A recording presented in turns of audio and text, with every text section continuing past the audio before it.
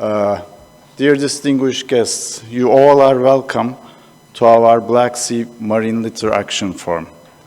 I would like to start by telling you how we got here.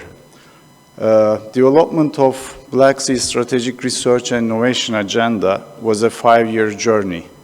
But although this 5-year journey may look a bit short, it was very fulfilling and it was full of achievements.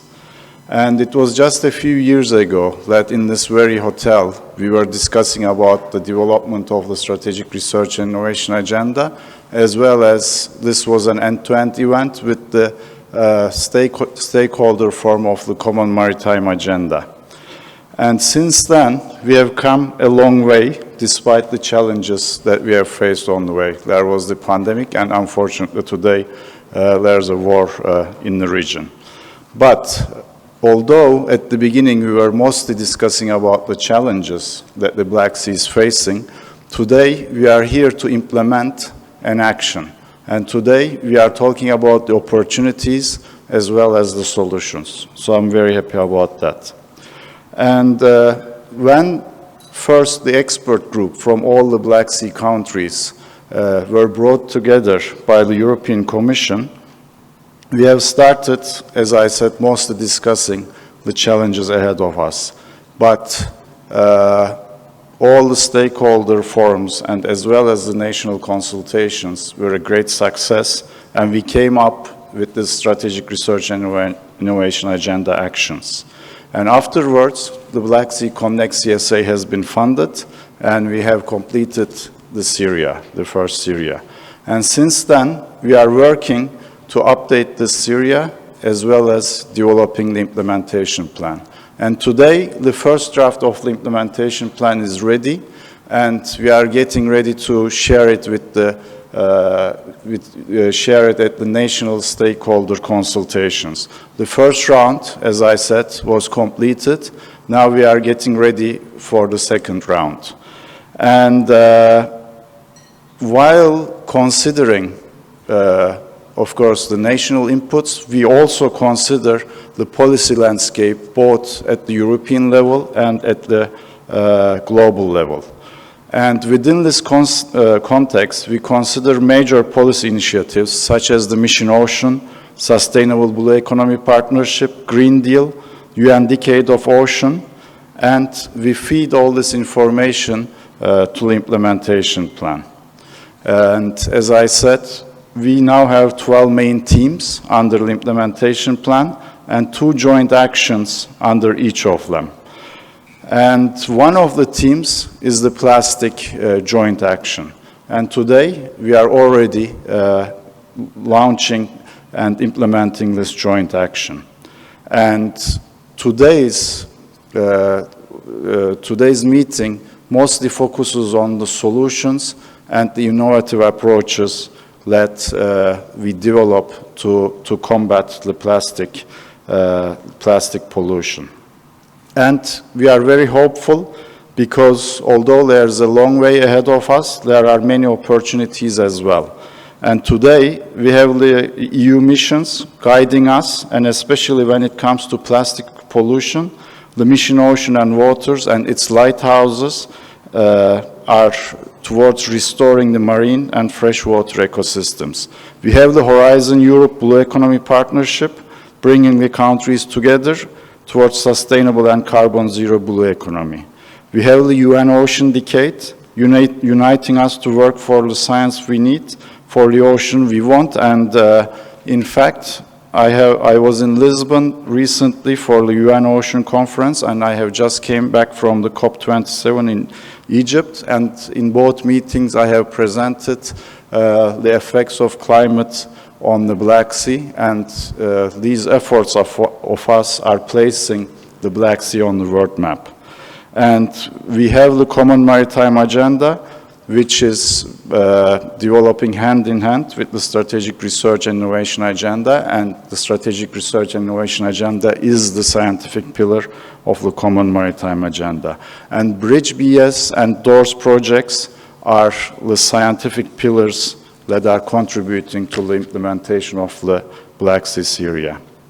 And as I said, I have no doubt that we will achieve our goal to have a healthier and sustainable Black Sea by 2030.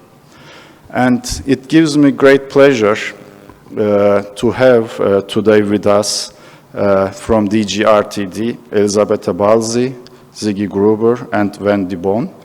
And they were a constant support to the sea basin strategies, especially towards the Black Sea Basin strategy. And also Mr. Economo is here with us, he is online, and DG Mare and the colleagues have always been close to us developing this vision. And I remember our discussions with Mr. Economo at the Black Sea Connect kickoff.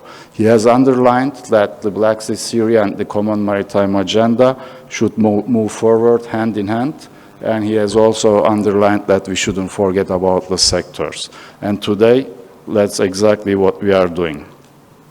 As regional organizations, Black Sea Economic, BSEC and Black Sea Commission are also with us today, and they always had a pivotal role in this process. And I would like to thank Ambassador Lazar Komenovsky and Irina Makarenko for being here with us. And lastly, I would like to thank Vangelis, Olgaç, and Pınar for all their efforts towards this forum. And of course, the steering group of the joint action has also put a lot of effort into this. Unfortunately, today, we are missing our Ukrainian colleagues. And on the other hand, it's really motivating to see that they are committed towards the development of this of the implementation plan. And we stay in solidarity with them, and we try to support them as best as we can so they continue with their research. And as I said, I'm deeply touched that they are so dedicated and contributing towards this vision. And yesterday, unfortunately, we also had some violent attacks in Istanbul, and we wish that the peace will prevail soon and all this violence around us will stop. And without a further ado, I would like to give the floor to Elisabetta Balzi for her opening talk. Thank you.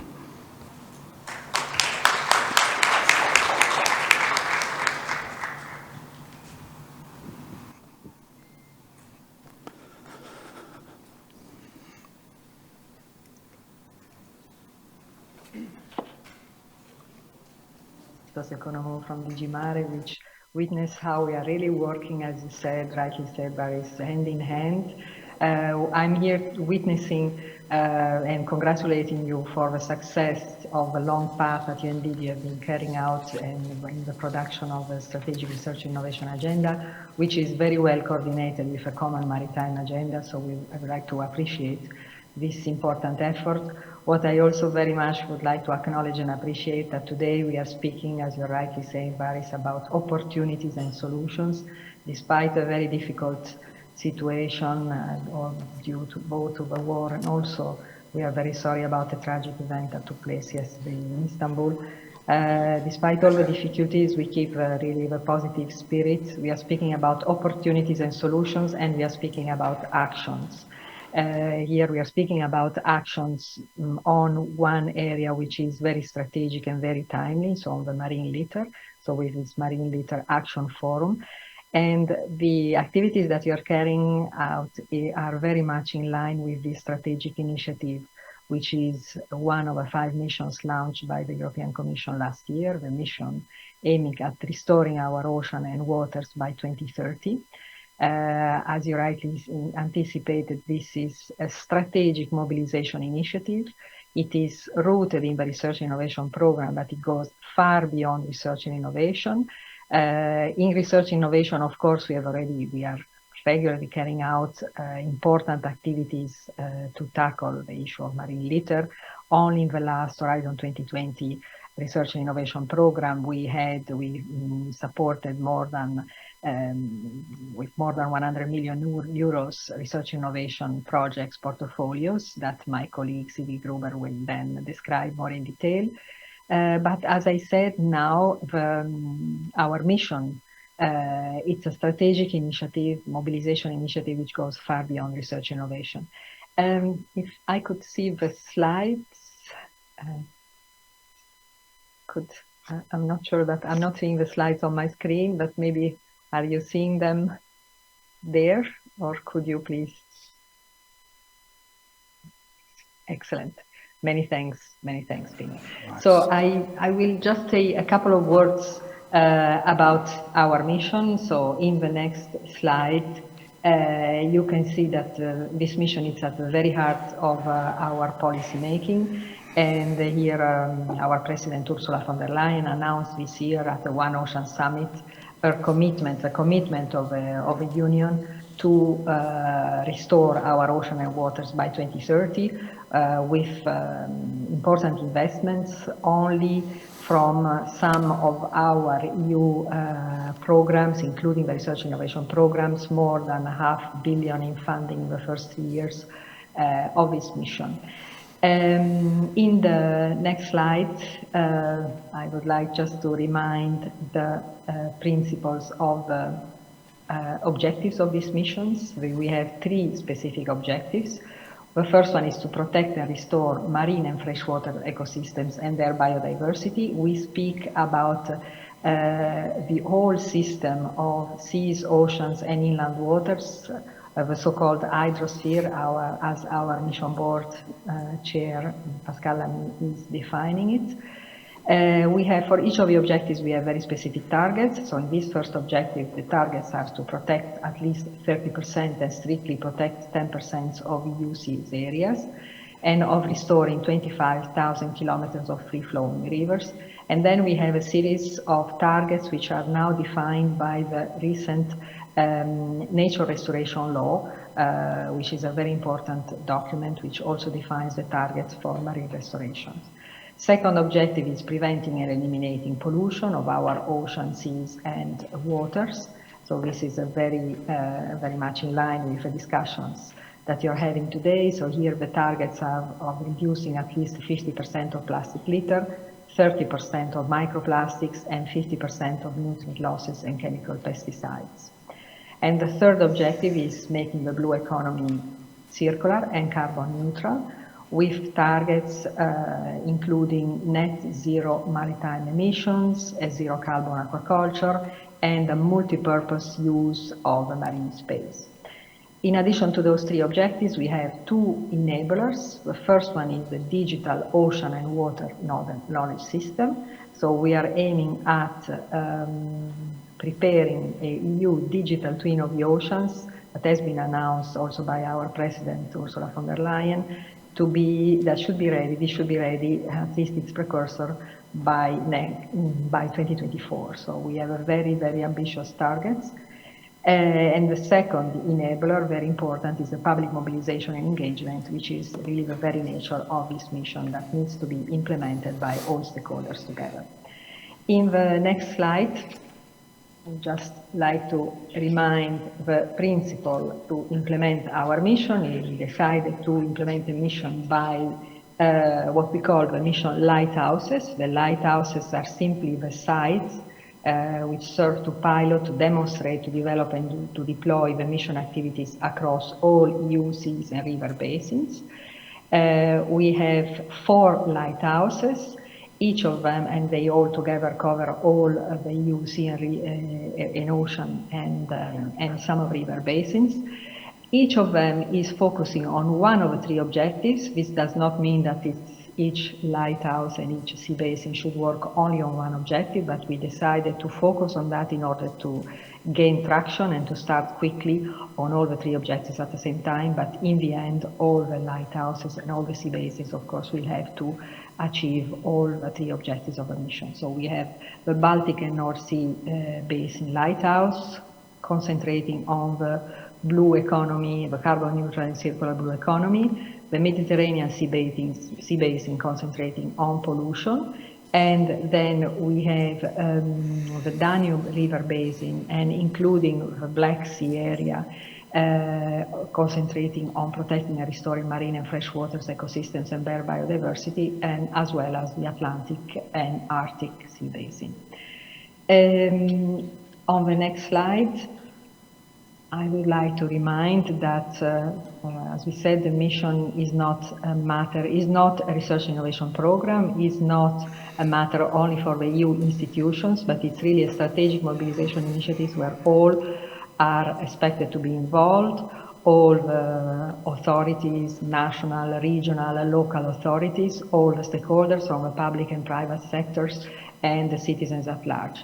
So we have chosen to prepare what we call a mission charter, which is a framework where all the stakeholders who are going to who are committing to implement this mission all together, are taking part, and they are becoming part of this mission community.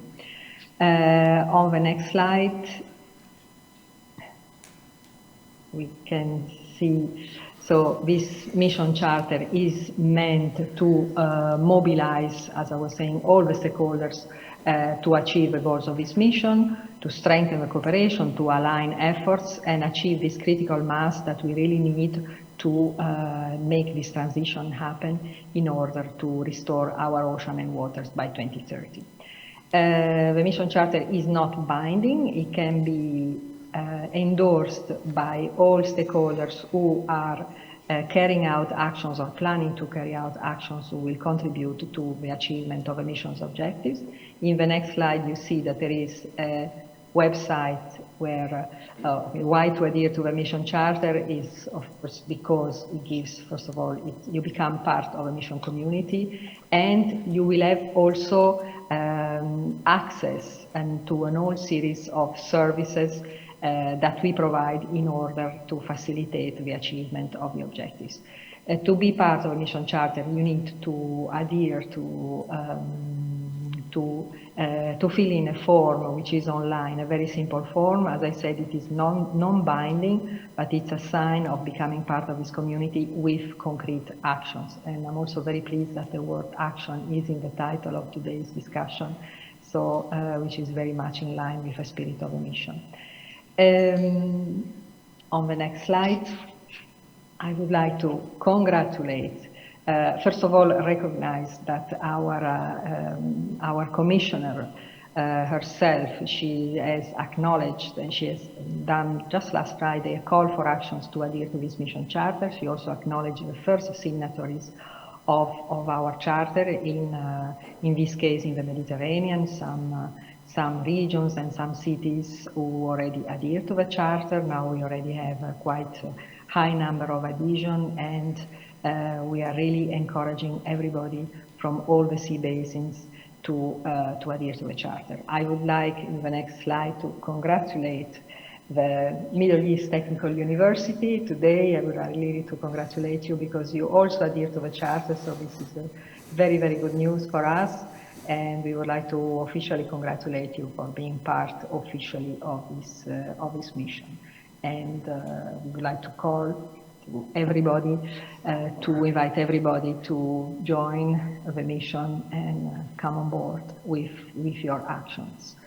With this message, I think I would like to conclude my presentation. Maybe just, yes, I would like still to remind what is our offer. So becoming part of a mission community not only gives you visibility. On the next slide, we can see that becoming part of this mission community by adhering to the charter, so will give you visibility and promotion of your action as a mission actor. It will provide opportunities for networking and sharing best practices. It will give access to an whole series of information and knowledge, including information to all financing opportunities.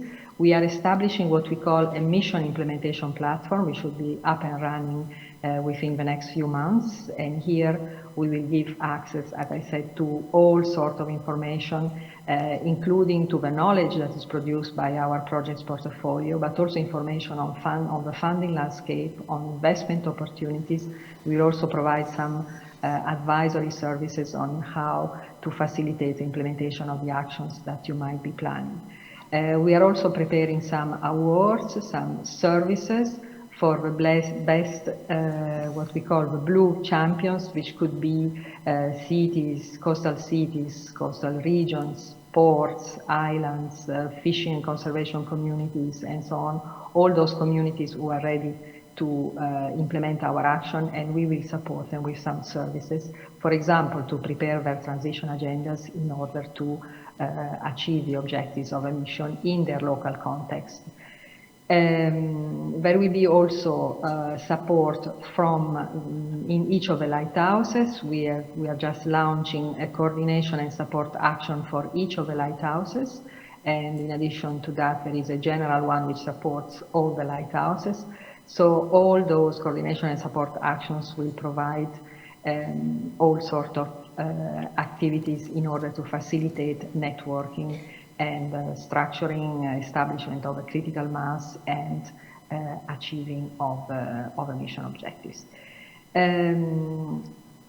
With this information, so what you can you do to become becoming an actor of this mission is mainly what I said. The first step is adhering to the mission charter, just to be symbolically and de facto being part of this mission community, and then we will carry out and will support a whole series of activities which go beyond. Of course, I did not mention here the fact that our Horizon Europe Research Innovation Program, of course, supports also an important portfolio of actions. We are investing 350 million euros in the first 3 years in order to support mainly innovation actions, and also a series of coordination and support actions in order to reach each of the 3 objectives, and also the enablers. So we have a series of activities which are supported with our Horizon Europe work program. We have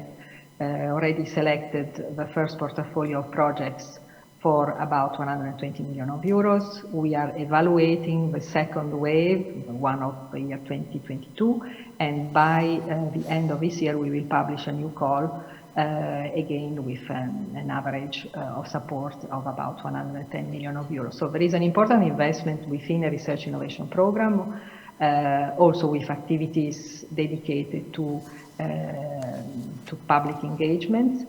But beyond that, we need the actions of all those of you who will contribute with your national, regional, local programs, or all sorts of initiatives in order to join forces. So this is the idea of having communities of actors, and we would like really to welcome in this first year, the first, let's say, 100 communities of actors who will contribute to the mission beyond what the European institutions are already doing. So with this message, I would like to conclude my intervention, and thank you for your attention, and really please come on board of our mission and help us reaching the objectives all together. Thank you very much.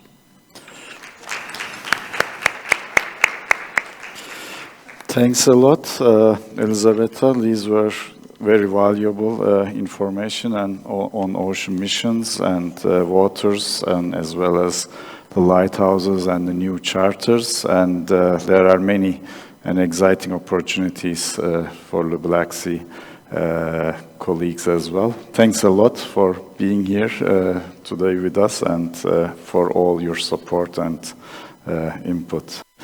And now I would like to give the floor to Mr. Economou, who is the head of unit of DG Maritime Affairs and Fisheries from the European Commission.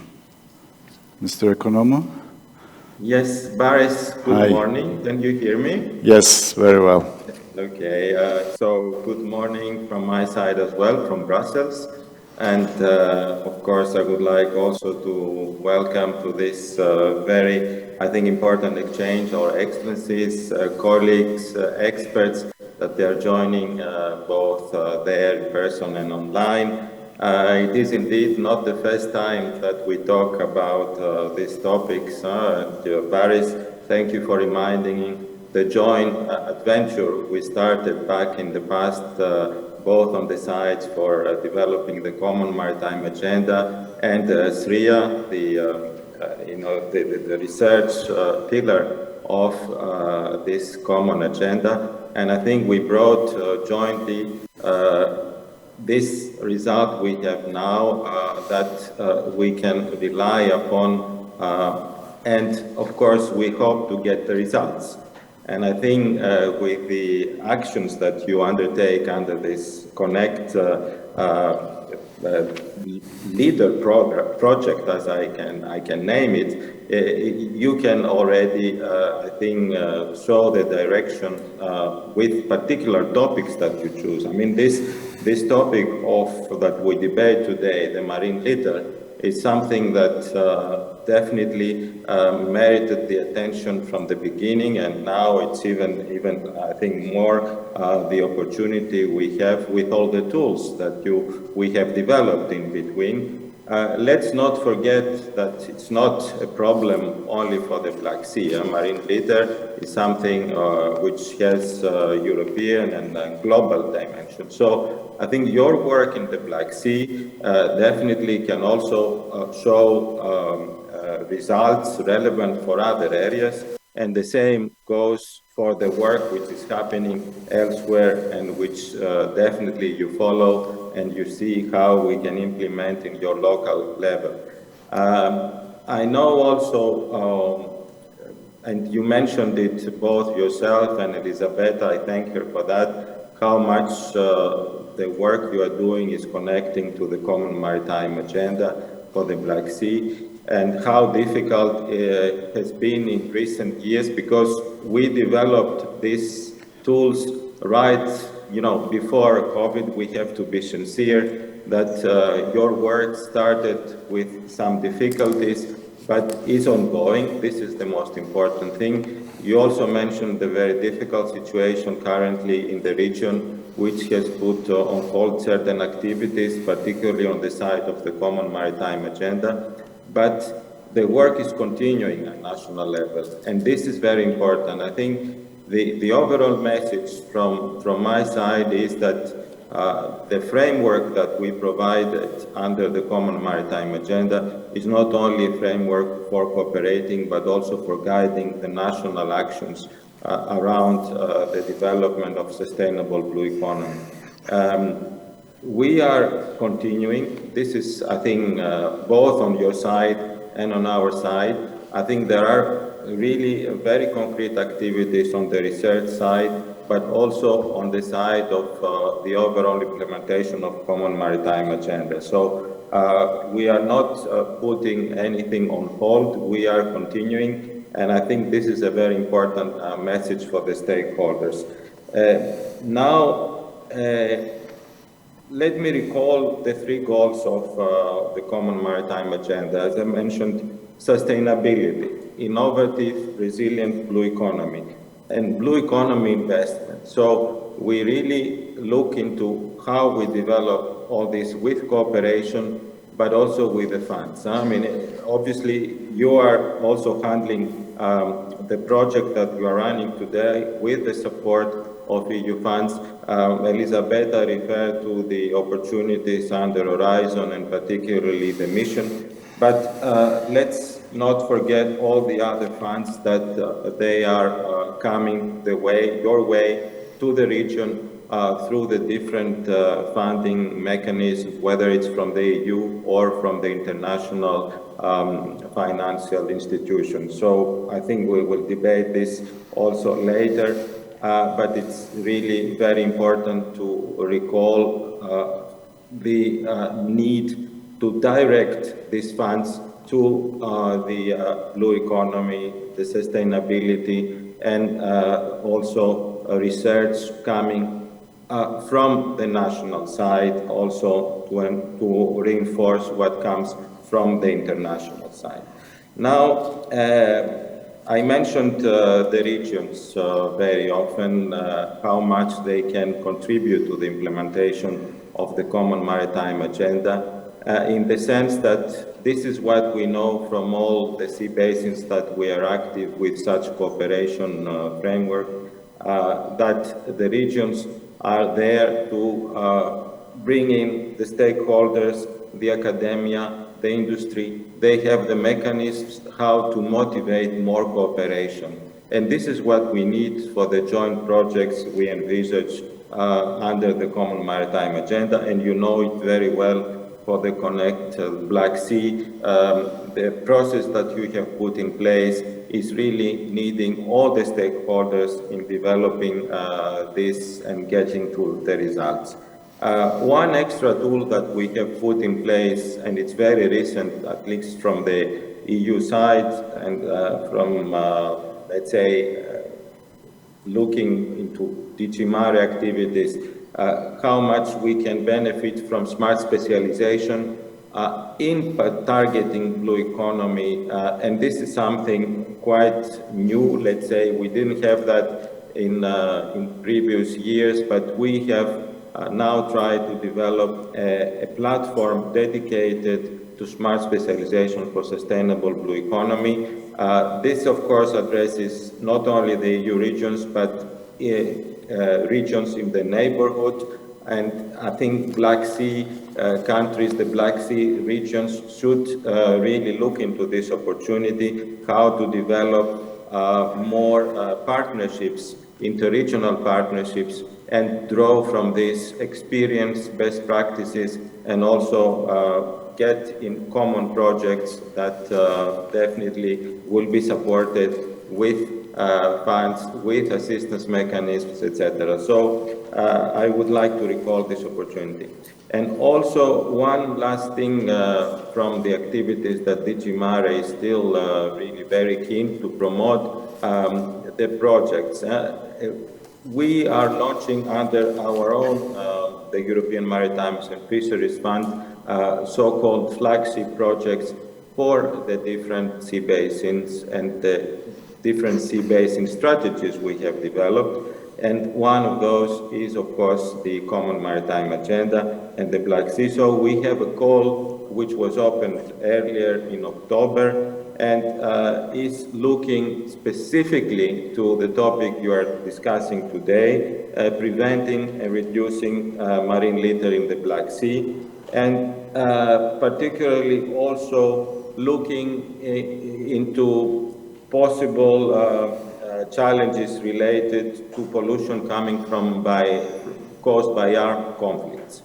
We don't want to forget the current situation in the Black Sea, but this call is certainly promoting some joint reflection, some ideas that you can develop in addressing those challenges in a coordinated manner.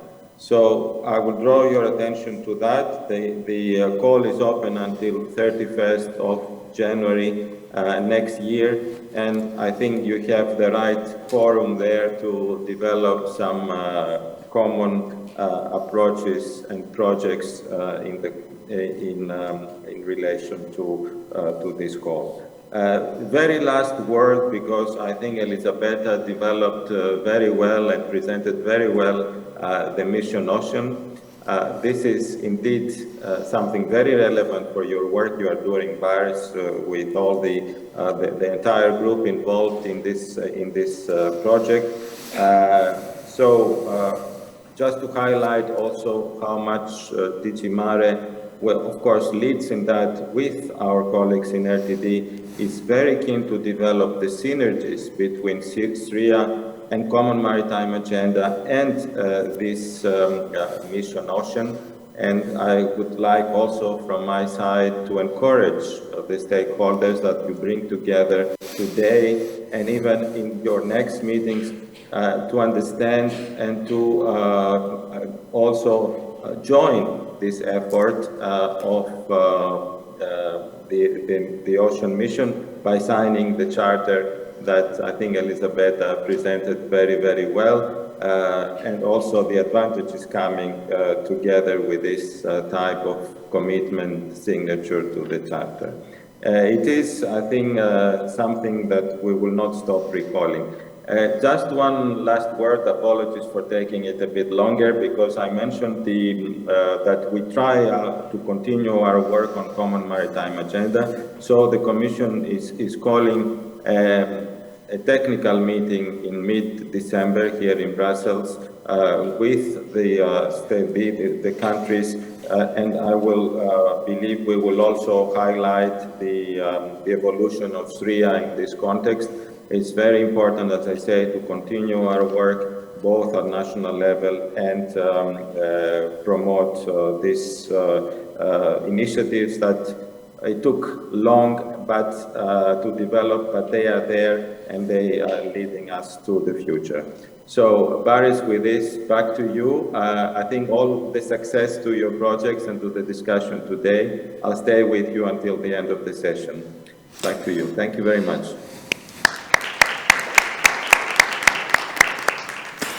Thank you, Christos. It was really motivating listening to you, as always, and thanks for underlining that we are definitely not on hold and proceeding hand in hand, Syria and the CMA. And also thanks for reminding that our efforts are not at the EU level, but also at the national level. We are supporting the strategy development and the development of smart specialization plans at the national levels, and we will continue that with the updated Syria as well as with the implementation plan. And all the messages that you have given today is also well noted and will definitely be considered in the next steps of Black Sea Connect. And with that, I would like to give the floor to Ambassador Lazar Comenescu, Secretary General of BISEC Permis, and I would like to thank him again for being here today with us.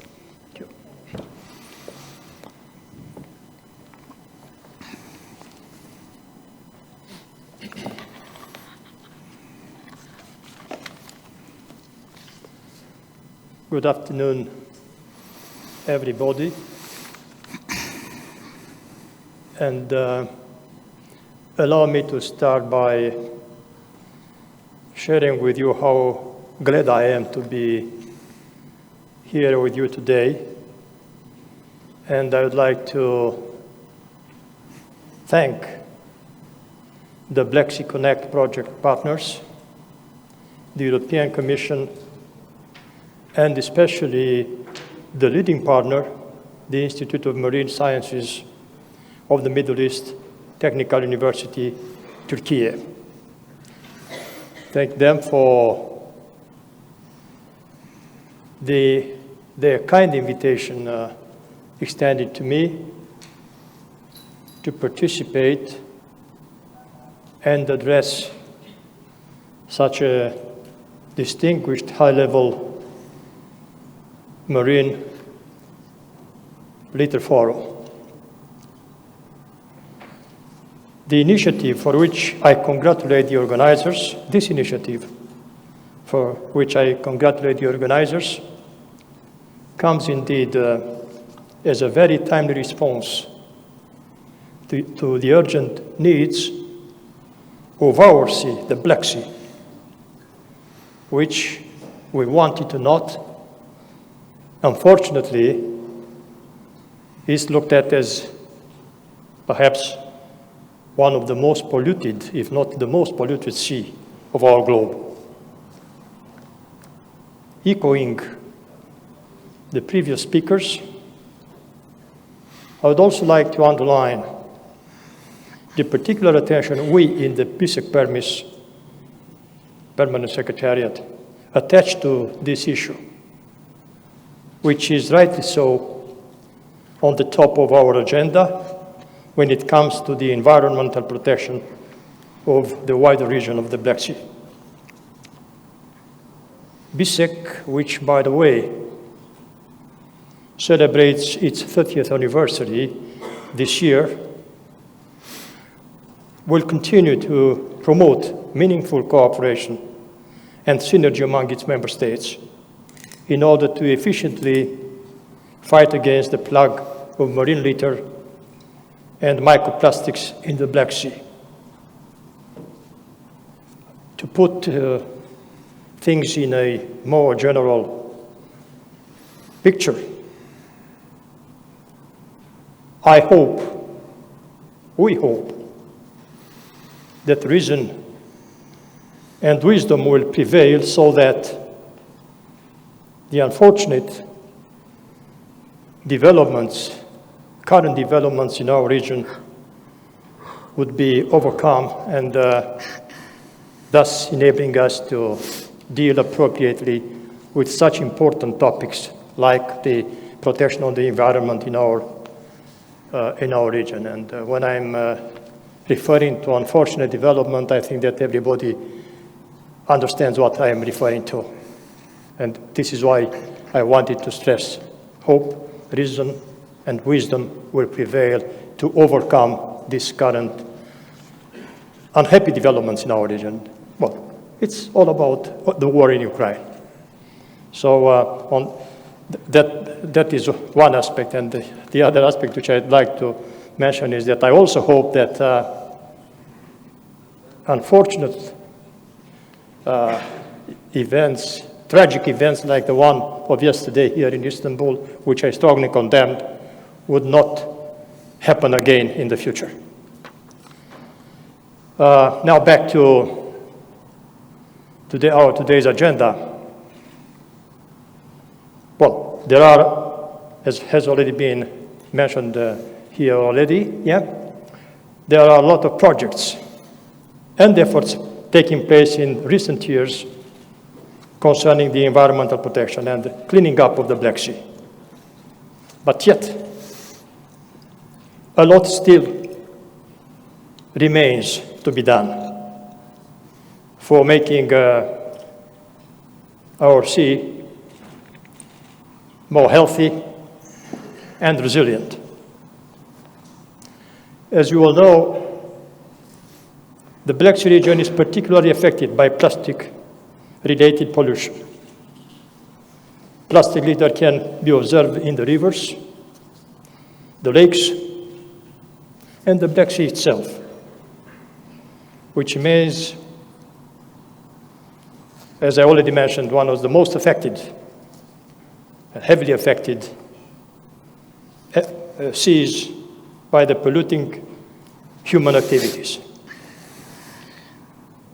Even by communities which are living far away, thousands of kilometers far away from the BSEC, from the Black Sea. A fact that perhaps is not surprising, since it is an almost closed sea dominated by five major rivers: the Kuban, the Don, the Dnieper, the Dniester, and the Danube, which is one of the longest in the world. And this is why I was referring to the fact that we are affected, this sea is affected by communities living far away from here. And they should also be aware about that.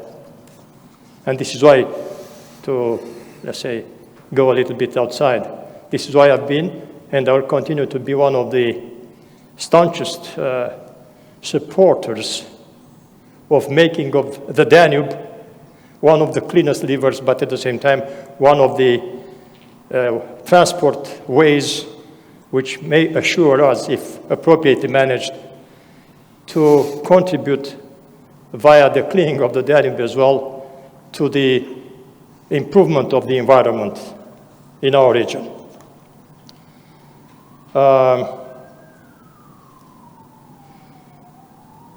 And of course, I was referring to these significant numbers of rivers, keeping in mind that, for example, the Mediterranean as a whole actually receives the waters from 3 big rivers, while in the case of the BSEC is 5, as I mentioned, or even more. So in such a context, environmental protection measures aimed at mitigating the threats posed by plastic marine litter for the environment and human life remain a pressing issue for the region, all the more so as the Black Sea is already a kind of a dead marine environment beyond or below 200 meters depth. It's dead because, you know, it is anoxic without dissolved oxygen. This is why the BISIC organization has been and will be, continue to be, actively promoting and encouraging joint and coordinated action and efforts towards the achievement of this objective. In recent years,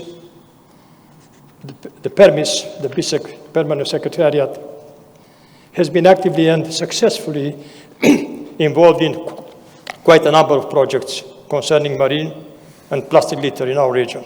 Yet, I will not burden you with many details thereupon, since my colleague, Executive Manager Rosica Stoeva, will have the opportunity to give you detailed information thereupon in the sessions which are following. Allow me only to add that, unfortunately, the COVID-19 pandemic has certainly made our task to clean our sea from plastic litter more difficult, as it has raised new obstacles in the effective and efficient coordination and synergy among partners and stakeholders. And difficulties, unfortunately, come also from the situation which I was referring to earlier on. But on a more positive note, I wish to conclude with the conviction that while the COVID pandemic was an immense and unprecedented challenge for us all, challenges quite often also bring opportunities. And I am firmly convinced that all of us we will seize upon such opportunities. The pandemic was a wake-up call for stronger multilateral cooperation and more effective institutions. So, yet, just one example of opportunity. It enabled us to become aware about the importance of this, the need of stronger multilateral cooperation, and make our activity, organizations, institutions more efficient. And by the way, I was referring to the fact that we are crossing this year the 30th anniversary of the organization. And one of the objectives which we're trying to pursue from the very outset of my arrival here in Istanbul was exactly how to find ways to further improve the efficiency and of the working methods of our organization. And we've been working hard on that, and I think that we in the PERMIS were able to produce some ideas, but unfortunately, because of the current situation in the region, we could not come to the end with this project of ours, but I hope, as I said, with reason and wisdom coming back, we will be able to go on and finalize this process of increasing our efficiency somewhere next year. I'm saying that because also to underline once again that we, the BISEC and the BISEC PERMIS, are ready not just to continue, but to do more in the direction of implementing the objectives and projects like those which we are talking about today. We are determined and committed to do that because at the end of the day, and quoting the EU Commissioner for Environment, Oceans and Fisheries, we still hope to become able to buy our Black Sea fish in a plastic bag, but avoid finding plastic bags in the fish we buy. Thank you very much.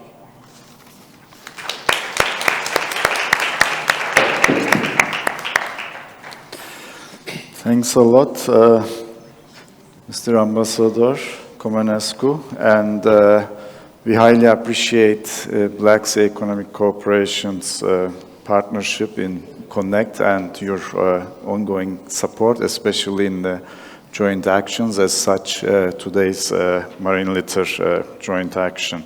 And Black Sea Economic Cooperation has been involved in the development of the Strategic Research and Innovation Agenda from the beginning on, and they're also partners in Black Sea Connect, and definitely all your ideas and your messages are very welcome, and we'll definitely consider them.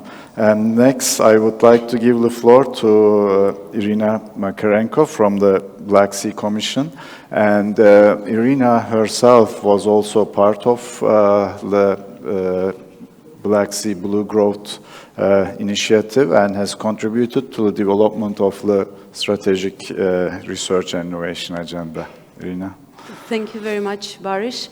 Dear participants, dear colleagues, dear people who are attending this distinguished forum. It is a great pleasure to see you all, and I'm very happy that we finally made it offline. And it's also a pleasure to see that there are so many people attending today and joining from internet. I would like to welcome you all, and I would like to thank all our partners, namely the European Commission, all the Black Sea Connect family, let me call it like this. And thank you not only for bringing us today here to make such a Black Sea Connect, but also to bring on the agenda a very burning issue, which is marine litter. As you may know, for the Black Sea Commission, it's also a burning issue for already quite some time. And now we have a very good chance to discuss these issues here in this hall, and also to produce some recommendations for decision makers. So there is no doubt that what is happening now in the region will be affecting us, and I would like to say that that would be a very negative way. So that's why I think that while we are still waiting for some high-level decisions, we still need to continue the science and the public participation in the region. As you may know, the Black Sea Commission was created after all the Black Sea riparian countries signed and ratified the convention, the so-called Bucharest Convention, back in 1994. So since then, the Black Sea Commission is dealing with the issues of conservation of the Black Sea environment and also fighting with the land-based sources of pollution, achieving sustainable management of marine living resources, and pursuing the sustainable human development through a set of dedicated measures. Same as the BSEC, our partners, I think the Black Sea Commission can also be considered as a very important regional instrument of the environmental law, and there is no doubt that it plays a significant role in harmonizing and coordinating all the national efforts with the regional and the global ones. Let me recall you today, because we are talking about the Black Sea region and the marine litter there, some of our major recent achievements. I mean the adoption of the Regional Action Plan for Marine Litter Management, and also the document which is called Marine Litter Monitoring Guidelines. All these two documents were elaborated with a great assistance from our Mediterranean colleagues. I'm very happy that they are here with us today, not only in this room but also online. And this was done within the Memorandum of Understanding that was signed back in 2016 with the Mediterranean Sea. So the aim of this memorandum was initially to increase the interaction and exchange of information and expertise among all the people in the Black Sea, as well as to share the best practices that we have. So since December 2016, the Mediterranean colleagues and the UNEP MAP Secretariat has been supporting us in all our efforts. So I was mentioning two documents that were elaborated, and this is actually a very great piece of work. So we also continue to implement the dedicated project to fight marine litter in the Black Sea. And here I would like to say that it's been a very big pity that Ukraine, because of the situation in Ukraine cannot support the national activities, so that's why some of our important national pilot activities were suspended for the moment. And, you know, also I would like to emphasize that it's a pity that we don't have any compatriots in this room today from Ukraine, and as well as to mention that what happened yesterday in Istanbul, which I consider now as my second home, is also very sad, and we also condemn it. So, continuing with our collaboration on Marine LITA, let me also recall that the mechanism that was established together with Mediterranean Sea is now being considered as one of the most important examples of bilateral collaboration. So we are proud for that. And for that, I would like to thank once again the UNEP-MAP Secretariat. The project was implemented also on the support of the European Commission, so we are, as you see, going hand in hand in terms of Marine LITA, and this is actually the first issue that was considered within the Memorandum of Understanding with the Barcelona Convention. We already collected much information, and we met 4 times with UNEP-MAP Secretariat. And let me emphasize that during our 3rd meeting, which happened just before the pandemic, unfortunately, pandemic also affected our activities in terms of the implementation of different projects. So we met and we discussed not only the experience of our experts, but also the Marine LITA baselines and Marine LITA indicators. So the draft guidelines that I mentioned, although they are not yet adopted by all the Black Sea countries, but still there is a big discussion around this, and I would like to thank many of you here in this room who are contributing to a great extent to this important work. So, let me also mention that apart from interaction with Mediterranean Sea and also Syria and the CMA, we're also dealing with the dedicated UNEP initiatives. So we are members of the UNEP Global Group on Indicators. We also participated in drafting the dedicated Marine LITA chapter for the World Ocean Assessment Report number 2. Now, as you may know, the 3rd cycle is starting, and we will be trying to attract as many experts as possible for the next chapter. We also participate within activities of the Sustainable Ocean Initiative and the UNEP Global Initiative on Marine LITA. I would like to take this chance to congratulate the METU, the Middle East Technical University, for participating in this important initiative for endorsing the so-called Mission Ocean Charter. I think that it will be a great chance for us to participate in the common initiatives that are taking place under the UNEP agenda. So that's why I think that this forum today is a very important place for us to meet and to discuss and to somehow harmonize all our efforts in terms of the Marine LITA. Last but not least, we also follow closely, and we also signed memorandums of understanding with some more partners. For instance, for fisheries, we collaborate with the GFCM, General Fisheries Commission for Mediterranean and the Black Sea. And also for cetaceans, for dolphins, we collaborate with ACOBAMS agreement. So, of course, they all have dedicated measures on interaction of fisheries and cetaceans with the Marine LITA. So we also participate and harmonize all our efforts. So I was mentioning to you here mostly the success that we had during the recent years, but of course, as it was mentioned many times today already, we have many challenges, and we need to harmonize at all levels. And here I mean not only legislative acts, not only the guidelines, but also the actions and also the national piloting actions. So that's why I would like to also mention that we need to work more on public and public participation. And so all this is stipulating the necessity to get together. And this is why I think we are here today in this hall. From our side, I would like to assure you in our support, and we will be ready and always happy to contribute to your future work. I will be also delighted to participate in the upcoming discussions, because we also have many things to share with you. And meanwhile, I would like to wish success to this distinguished event. Thank you very much for your kind attention.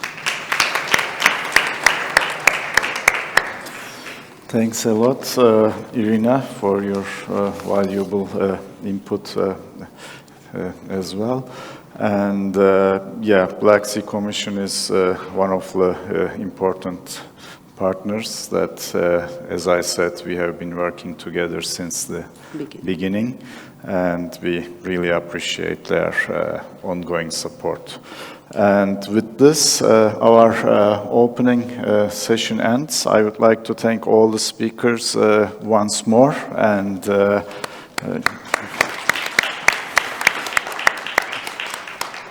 with that, I would like to invite Vangelis to the stage, and there's no break. Please do not move, and we will directly switch to the next session.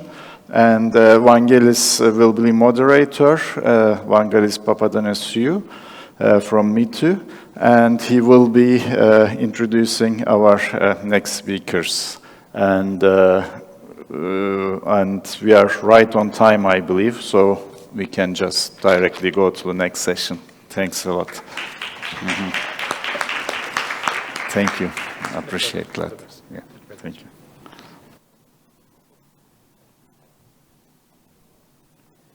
Dear participants, good afternoon, friends, colleagues. This session is going to be on the marine litter pollution in the Black Sea. And I would like to invite, first of all, the participants on stage and online.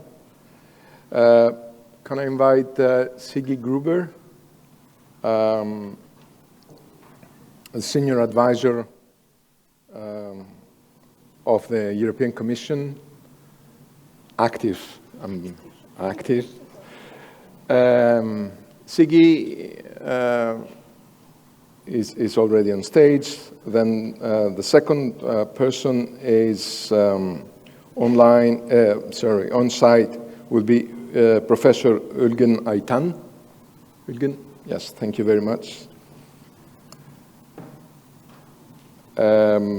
Then we have online Christos Ioakimidis from the marine litter expert on UN in UNEP-MAP, in the program Mediterranean Action Plan. And then we have a surprise. 3 young ambassadors, hand in hand. They have to come up the stage to talk about the Young Ambassadors Program, activities, and remarks. So I invite Elena Kuligin, Selma Menabit. I know them by the first names. And Salome Gobaise. I go back with Salome for a long time. So please take your seats. And I will start with Sigi. Sigi is, as I said, now senior advisor for the Commission. But she was the driving force for what you heard about the SRIA. And she believed in us, she believed in people. And I'm very glad that Sigi is here today with us. I haven't seen Sigi for how many years? 3 years now? More, 4 years. So I'm very glad to see her and enjoy her presentation. Sigi, the floor is yours. Thank you very much for joining us. Thank you very much, Vangelis. Dear friends of the Black Sea, yes, I have retired 2 years ago, but because I still I loved what I do, I'm still here and wanted really to address you today. I'm not representing anymore the European Commission, but I do work very closely with Elisabetta Balzi, her colleagues, and with John Bell. So what I'm going now to tell you very much repeats what Elisabetta has already said, but repetition is the matter of pedagogy. So hopefully then the message really gets into your heads and into your hearts. And it also echoes all the different talks from the first session. So it is really situating it within that. I think I need a thingy to, sorry. Thank you. What are you doing? Okay. So if I have some slides which really repeat, which you have already seen, close your eyes, listen to me. Thank you.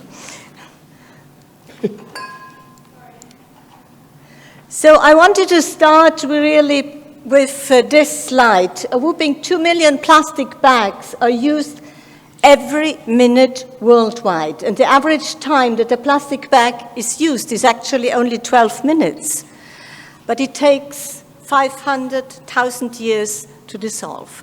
And I think this really reminds us why plastic is still a big problem. Why does it matter to us? I think water is in us, around us. We share a responsibility, actually, for the health of our water. And if we compare, I found this very interesting metaphor. If we compare planet Earth with the human body, if we hurt one part of our body, it hurts us all. It harms us. So it harms, and what we do to the sea, to the ocean, to the water system inland, harms and affects the climate, the biodiversity on land, and all life. I think this is something I really wanted to stress. Actions, many actions are already taken today to heal our body, our whole Earth system, and make peace with nature, regenerate, restore. And it's doable. We know that it's doable. Change has already taken place. Not always the change is welcome, but it has taken place. There are many regulations. There are many strategies. Christos also outlined them today. Prevention is definitively going to be a priority, but the responsibility is not only with the consumers. It's also the responsibility of industry to rethink, to redesign that products are not toxic, that they are compostable, that they are biodegradable, at least on land. They're not yet biodegradable in the sea. We know that. Let me just recall that the Danube annually transports over 1,500 tons of plastic to the Black Sea, which means 4.2 tons per day. So that's what we are talking about. I recall this because I am going to talk about the mission. It is the biggest opportunity that we actually have. Elisabetta has outlined it already in all the details, but I really wanted to recall we do have, of course, we do have very ambitious targets, and I will come back to it. But as I said, it is doable. You just have to believe it. What is very important, the mission objectives, the targets, can only be achieved through two big enablers. So let me first focus on the first enabler, to develop really a knowledge system in form of a European digital twin of the ocean, of the coasts, of the rivers. It's an interactive replica. It's a combination of data and models aiming to describe and emulate the main functions and properties of the Earth, the water system. So it is a real-time, multi-dimensional description of the physical, chemical, biological, socio-ecological, and economical dimensions with many forecasting models. So the knowledge about the status, about the health of the ocean, of the seas, of the waters, is going to be made available, readily available to citizens, to entrepreneurs, to scientists, to policymakers, by providing an innovative set of user-driven, interactive, and visualized tools. So the first, as Commission President Mrs. von der Leyen announced, the first model will be ready by 2024. So stay tuned. It will be very interesting. The second enabler is actually about people. We talk about the hydrosphere. Elisabetta has already announced it. So it's the water cycle as a system, from source to sink, from land, the sea, the deep sea, the air, and the space. But if you look at this diagram, and a very interesting research has been carried out in the UK, 85% of the diagrams used to illustrate the water cycle do not show any human interaction. So how can we actually make a connection to something that feels inanimate, that feels disconnected? We have to ask ourselves. So we need to change this, and the mission will. The story is, it's about a mission which needs to infuse citizens' lives in all kinds of ways. It's not only a behavioral change, it is really to instill a sense of ownership. It's the co-creation element. And that is, I think, what the enabler, the public mobilization, the second big enabler, is going to be all about, with a whole series of different activities, different actions which will be funded, partly by the Horizon Europe program, but as Elisabetta already said, the mission is not a Horizon Europe Research and Innovation program. It is much, much more. It goes far beyond. I will illustrate you that afterwards. So it's the co-creation and the co-design. Whatever is going to be delivered in terms of innovation, in terms of technology, of social innovation, has to be co-designed with citizens. Citizens' assemblies will be created. A lot of citizen science takes place. You know about the success of the plastic pirates, and I hope that the plastic pirates, those countries which are not yet actively participating, will also participate in future. Education, literacy, awareness, there is so much going on, but it needs to be connected. There is the Erasmus+, there are Marie Sklodowska-Curie actions with developing blue curricula, blue training models, youth engagement, the youth ambassadors, so the young people here on stage, it's fantastic. The Blue School initiatives, the EU for Ocean Coalition, the different beach cleanup, etc. So everything actually matters. Everything is important.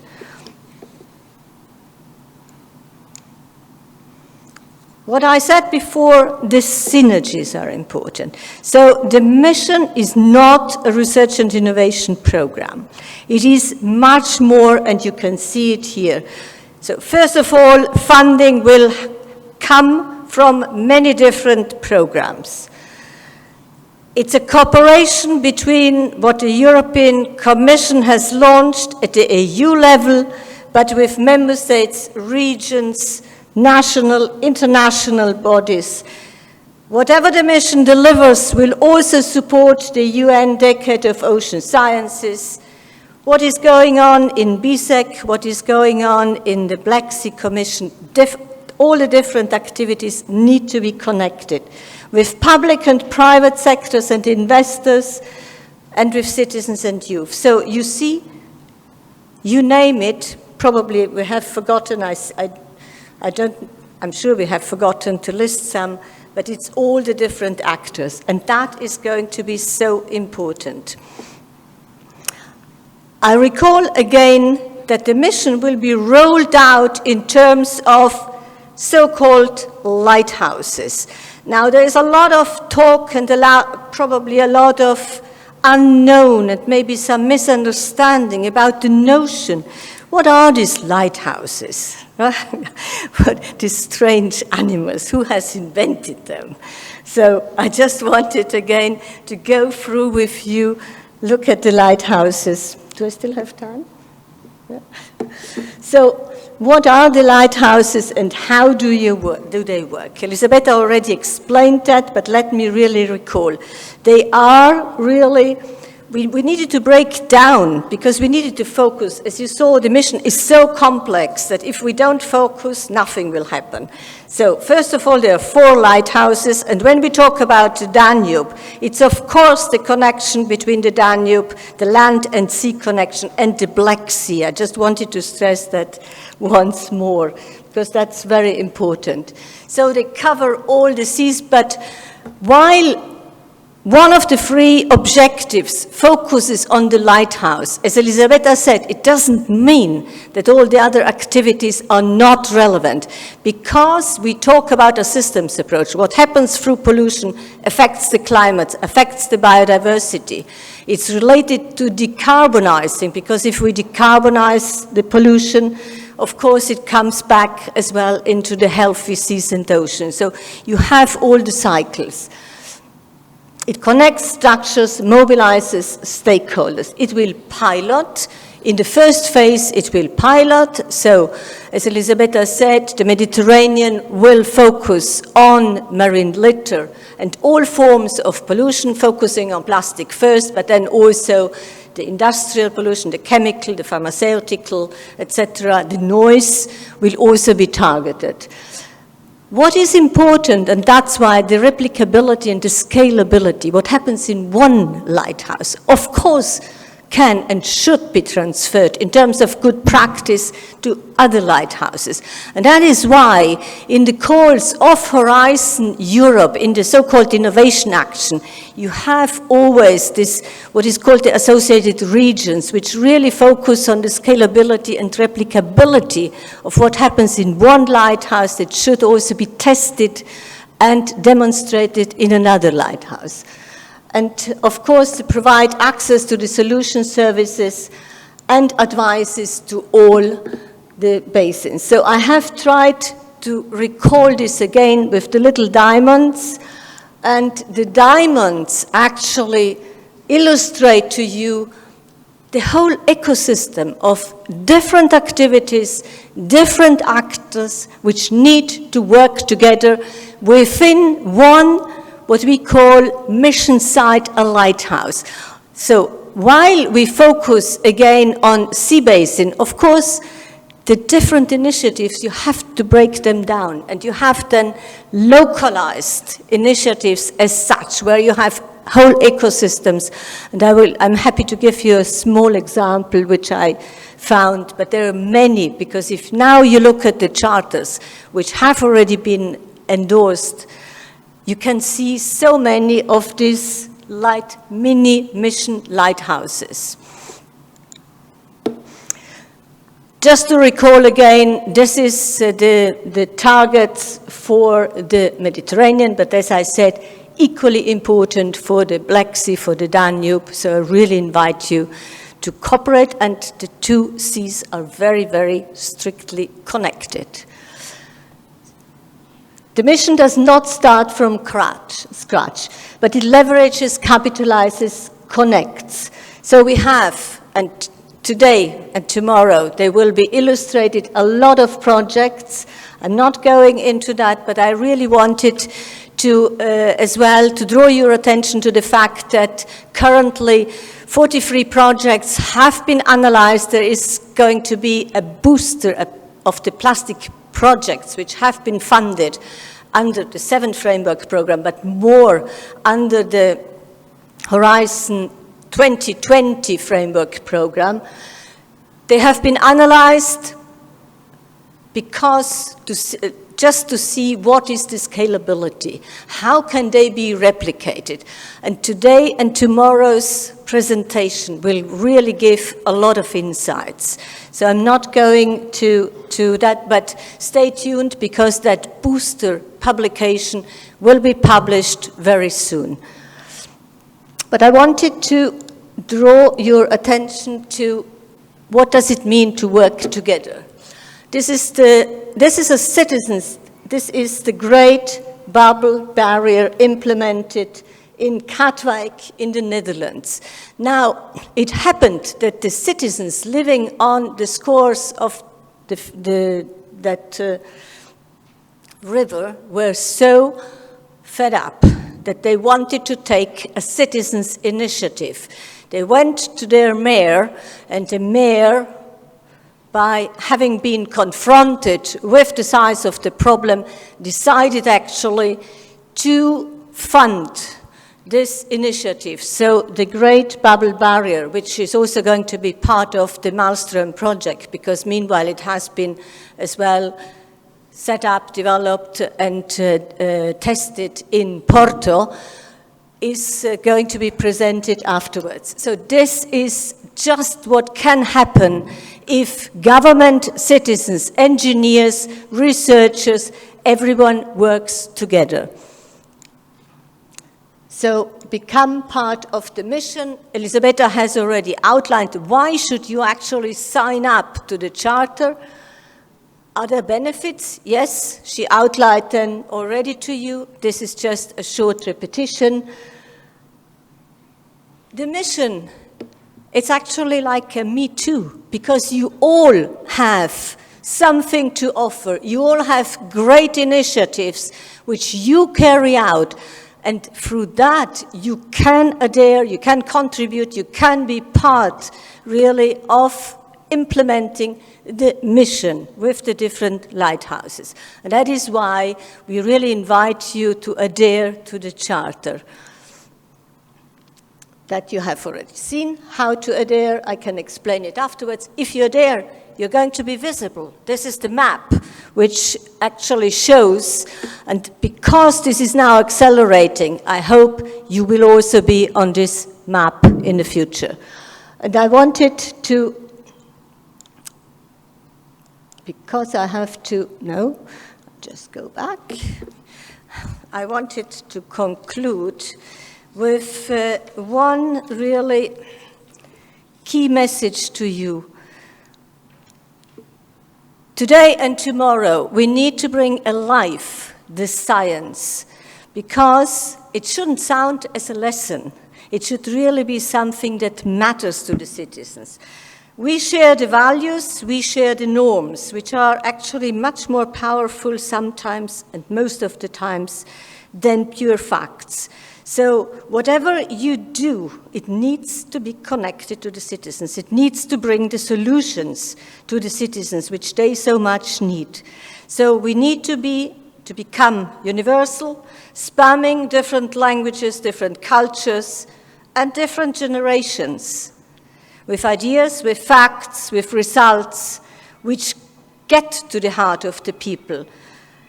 We need cooperation behind us, and everyone to be part of it. So that is what the mission is all about. Thank you very much.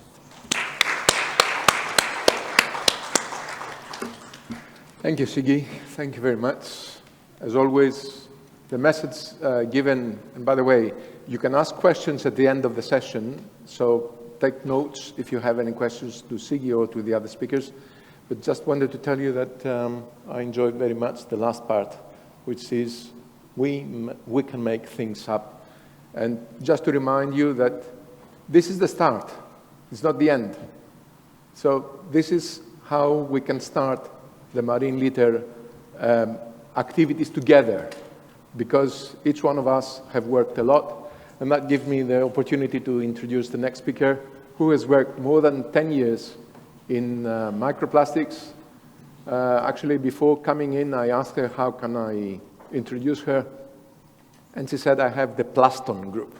And I'm thrilled about it. So thank you. Give you Ulgen Aitan to talk to you about through.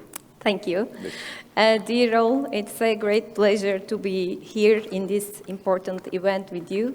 Today I'm going to share with you the general view on the plastic pollution in the Black Sea and its ecological interactions. Black Sea is a special ecosystem. As we all aware, the history is not bright. It's under multiple stressors. The ecosystem change a lot, drastically change. and the main pressures are pollution, overfishing, invasive species, and of course climate change. But plastic became fastest growing problem in the basin in last decade, as it is in the global ocean. Plastic constitute more than 85% of the litter in the basin, on the seafloor, in the beaches, sea surface, and in the water column.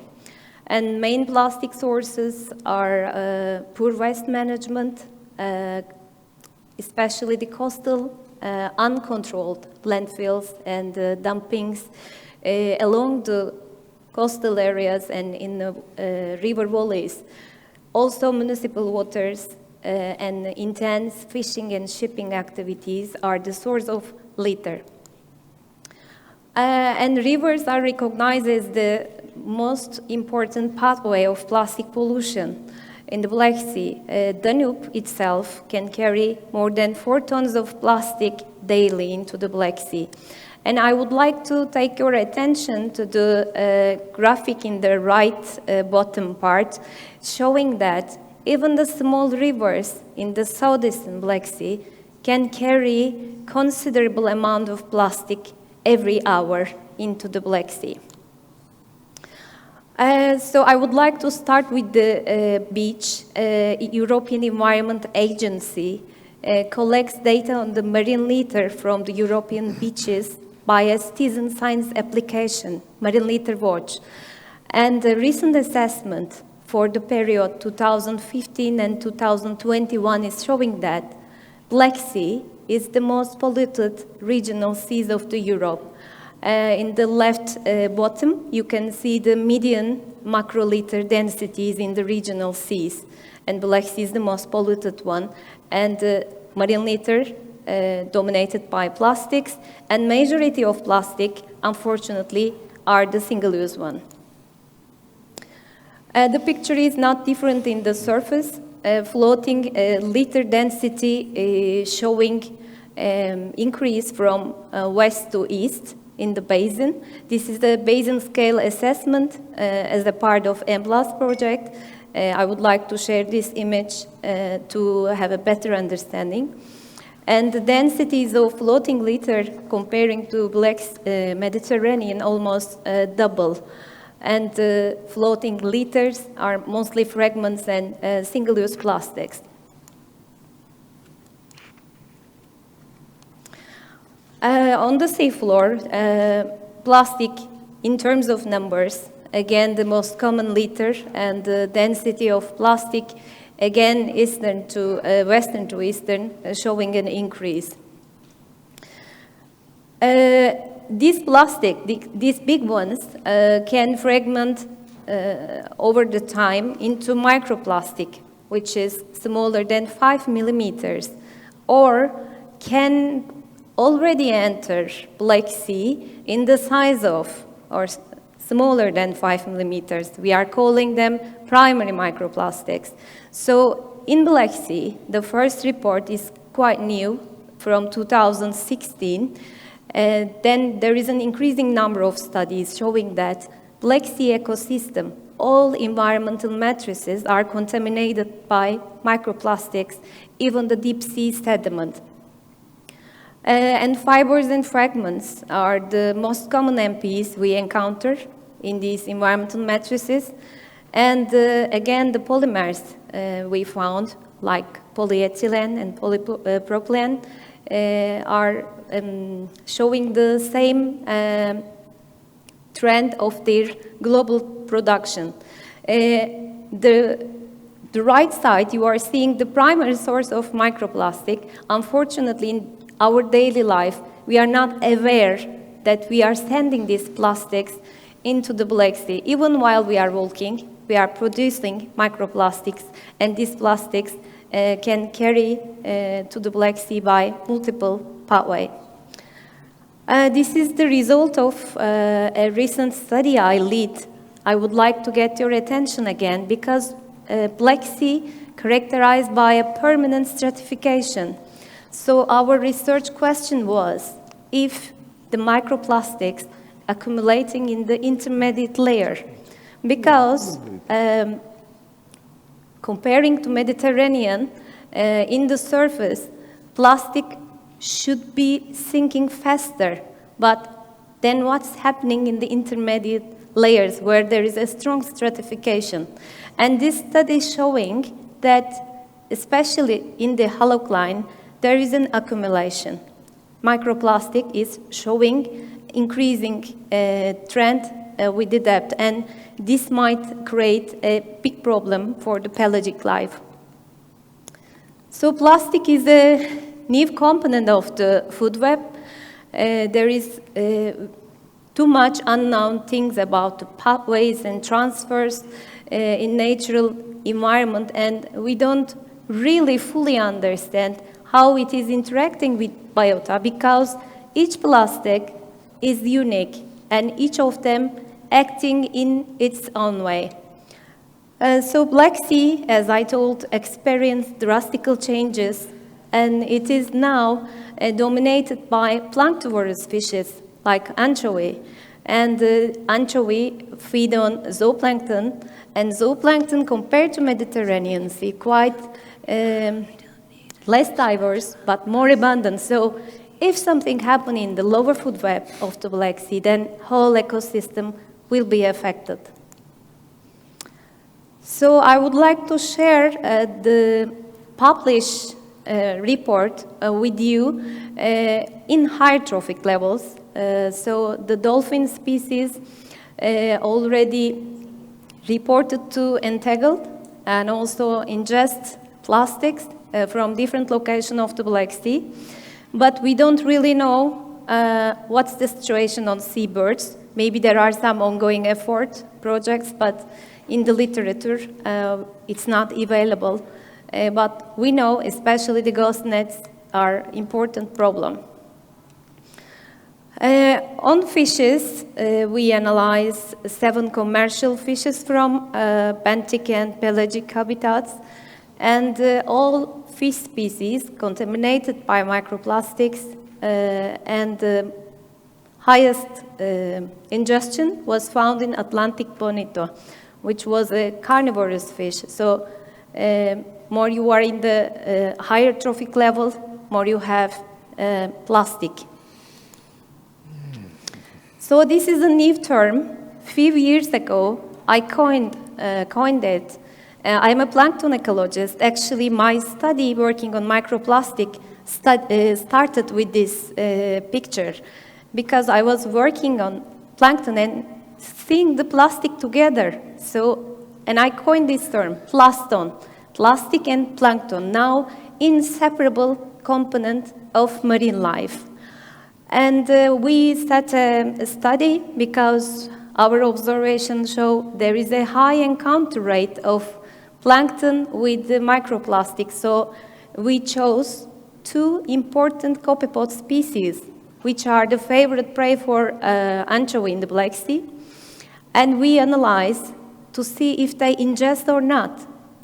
And we would like to see also the interspecies differences. So this is a quite interesting study. Actually, many laboratory studies showing that zooplankton ingest microplastic, but only 5 studies in the world showing that in their natural environment they are ingesting. And this is the first study in Black Sea and Mediterranean also, showing that after analyzing more than 2,000 copepods, one by one, copepods ingesting microplastic. An interesting result is that they are ingesting microplastic in the size of their natural prey. And there was differences in the species. Actually, Calanus, these organisms, by the way, smaller than 3 millimeters. So Calanus is showing a higher ingestion rate than Acarcia. So what does it mean?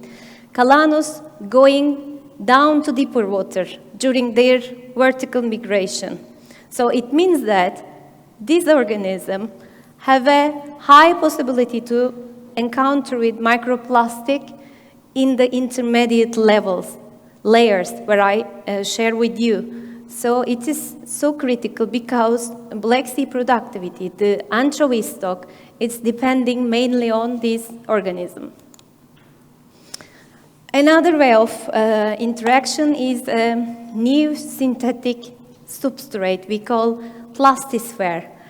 Once they enter the Black Sea, in few days, it starts to fall first by bacteria and then quite diverse protists. And then after the periphyton occur, then we start to observe invertebrates, quite diverse. So this is the study we are carrying in the Black Sea, showing the diversity of plastisphere communities. So these communities are quite important because they play an important role in the fate of plastic in this fragile ecosystem. They are increasing the attractiveness of plastic by the marine organism because laboratory studies say the taste, the odor is quite important for the organisms when they are searching for prey. So it is increasing their attractiveness.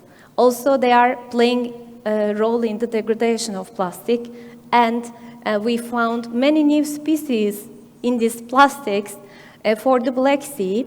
The study is ongoing, so it's showing the role, a vector role of plastic on the transportation of pathogen and invasive species.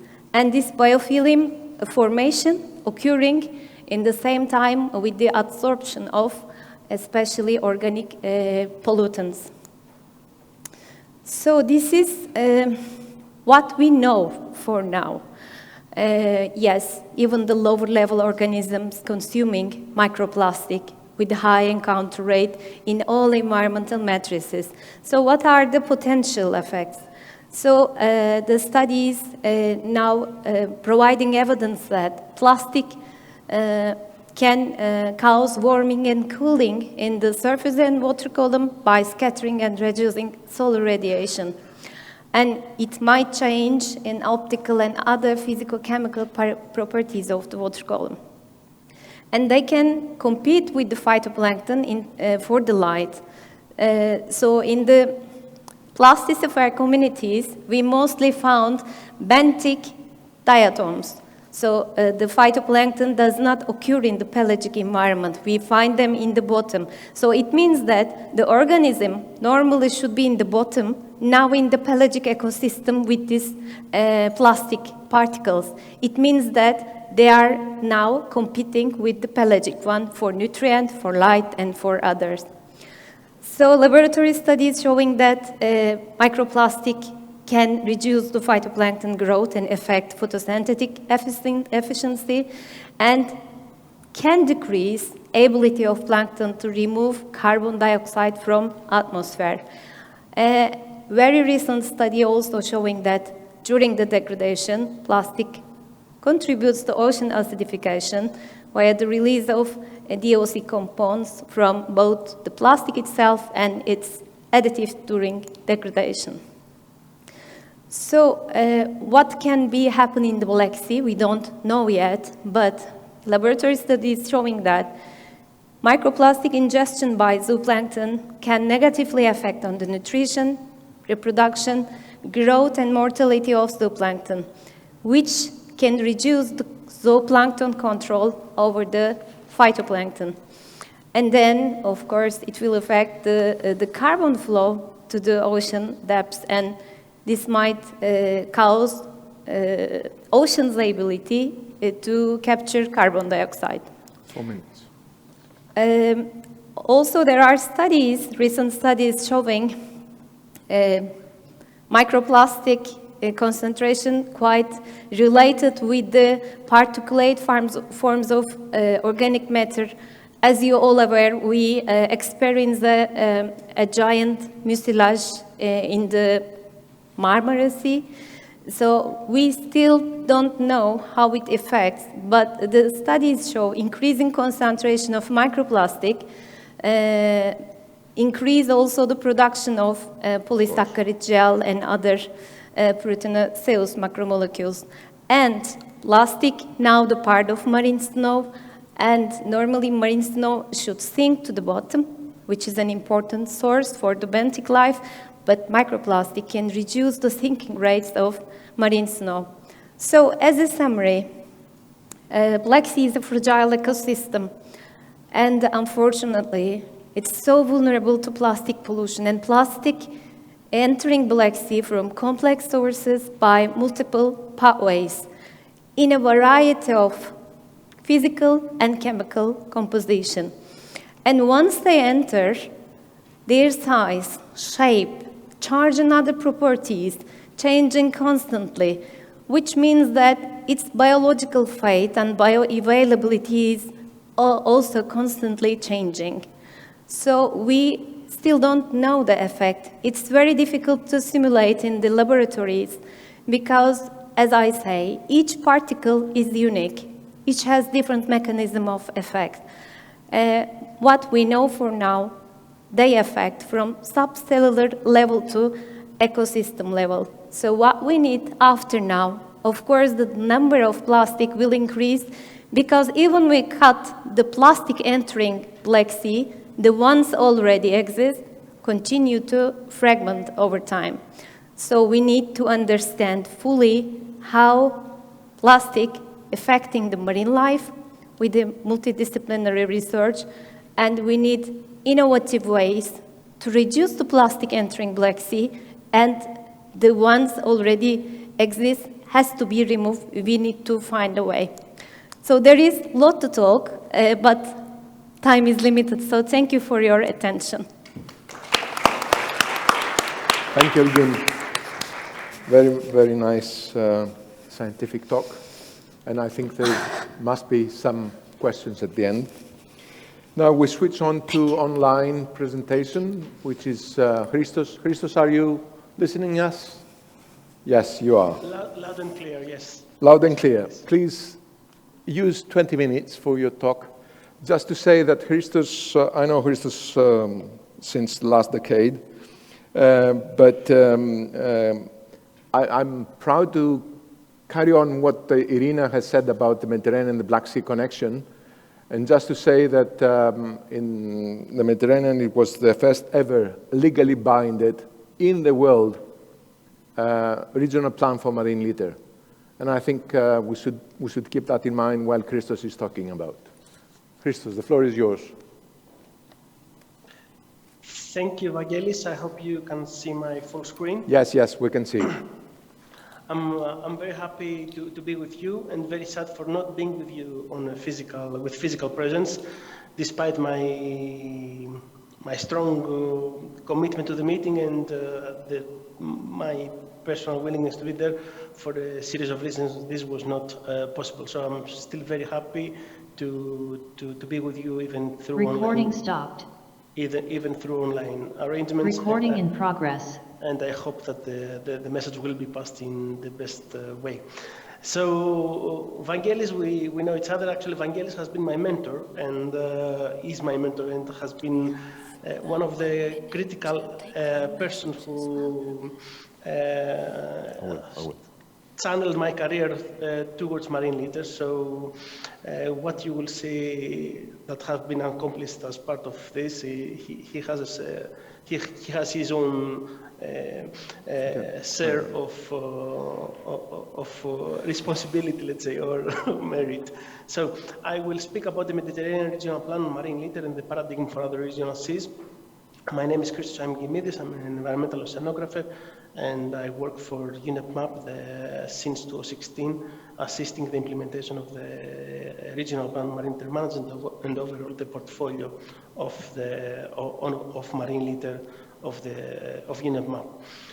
For those who do not know, UNEP-MAP is one of the MEAs, the multilateral environmental agreements. It has 21 contracted parties. Actually, all the European, all the Mediterranean countries are contracted parties of the Barcelona Convention, and including Recording stopped. And including the European Union. Sorry for pausing, but I have this recording on, and I'm kind of losing my rhythm, but that's fine. So, We have been dealing, UNEP-MAP has been dealing with marine litter since 1996 with the amendment of the LBS protocol. The big boom, let's say, in the Med was in 2013 with the adoption of the first ever legally binding regional plan on marine litter management in the Mediterranean. After that, a series of other regional cities have adopted their own regional plans or action plans. Still, many of them are not legally binding, and this is something that the full merit should go to the Mediterranean countries. Then in 2016, we started the vast implementation of the regional plan in terms of implementation of measures and working a lot on monitoring and assessment. In 2016, we adopted the reduction targets, baseline values, and we started the elaboration of region-wide guidelines. These were the first guidelines were the fishing for litter guidelines. In 2017, we came with the first big Mediterranean regional assessment product, which is the 2017 Mediterranean Quality Status Report. Then in 2019, in Naples, 5 region-wide guidelines were approved in the Mediterranean, including for phasing out single-use plastic bags, and many of them have been transferred to other regional seas, including the Black Sea. Then we undertook a biennium of evaluating and assessing the effectiveness of the regional plan. And in December 2021, in the same city that you are all there, not in Istanbul, but in Antalya, but still in Turkey, the regional plan was updated, was significantly updated, and I will give you more details about it. Now, on the way forward, during the period of 2021 till 2023, we aim in further expanding the implementation of the regional plan. We want to add additional elements like the riverine inputs, the microplastics coming from wastewater treatment plants, and possibly to introduce new measures and to start implementing new measures that have been adopted by the regional plan. And we also working a lot in developing assessment criteria like the development of threshold values or baseline values, which will allow us to assess whether all the efforts and the resources that have been used since the adoption of the regional plan are yielding results. And the next big assessment product is the 2023 MedQSI, which is now under development. Already we are handling a draft version of the marine litter chapter, and this is going to be a very, very challenging process. So the Mediterranean response comes through a series of aspects that are included in the regional plan, like integration aspects, the implementation of measures, reduction and prevention, removal actions, disposal, monitoring and assessment, research and science, guidelines, capacity building, cooperation, awareness raising, education, stakeholder and civil society engagement, and reporting. In December 2021, during the 22nd meeting of the contracting parties to the Barcelona Convention, as I've told you earlier, the regional plan was updated or upgraded. We're still struggling to find which is the most suitable word, let's say.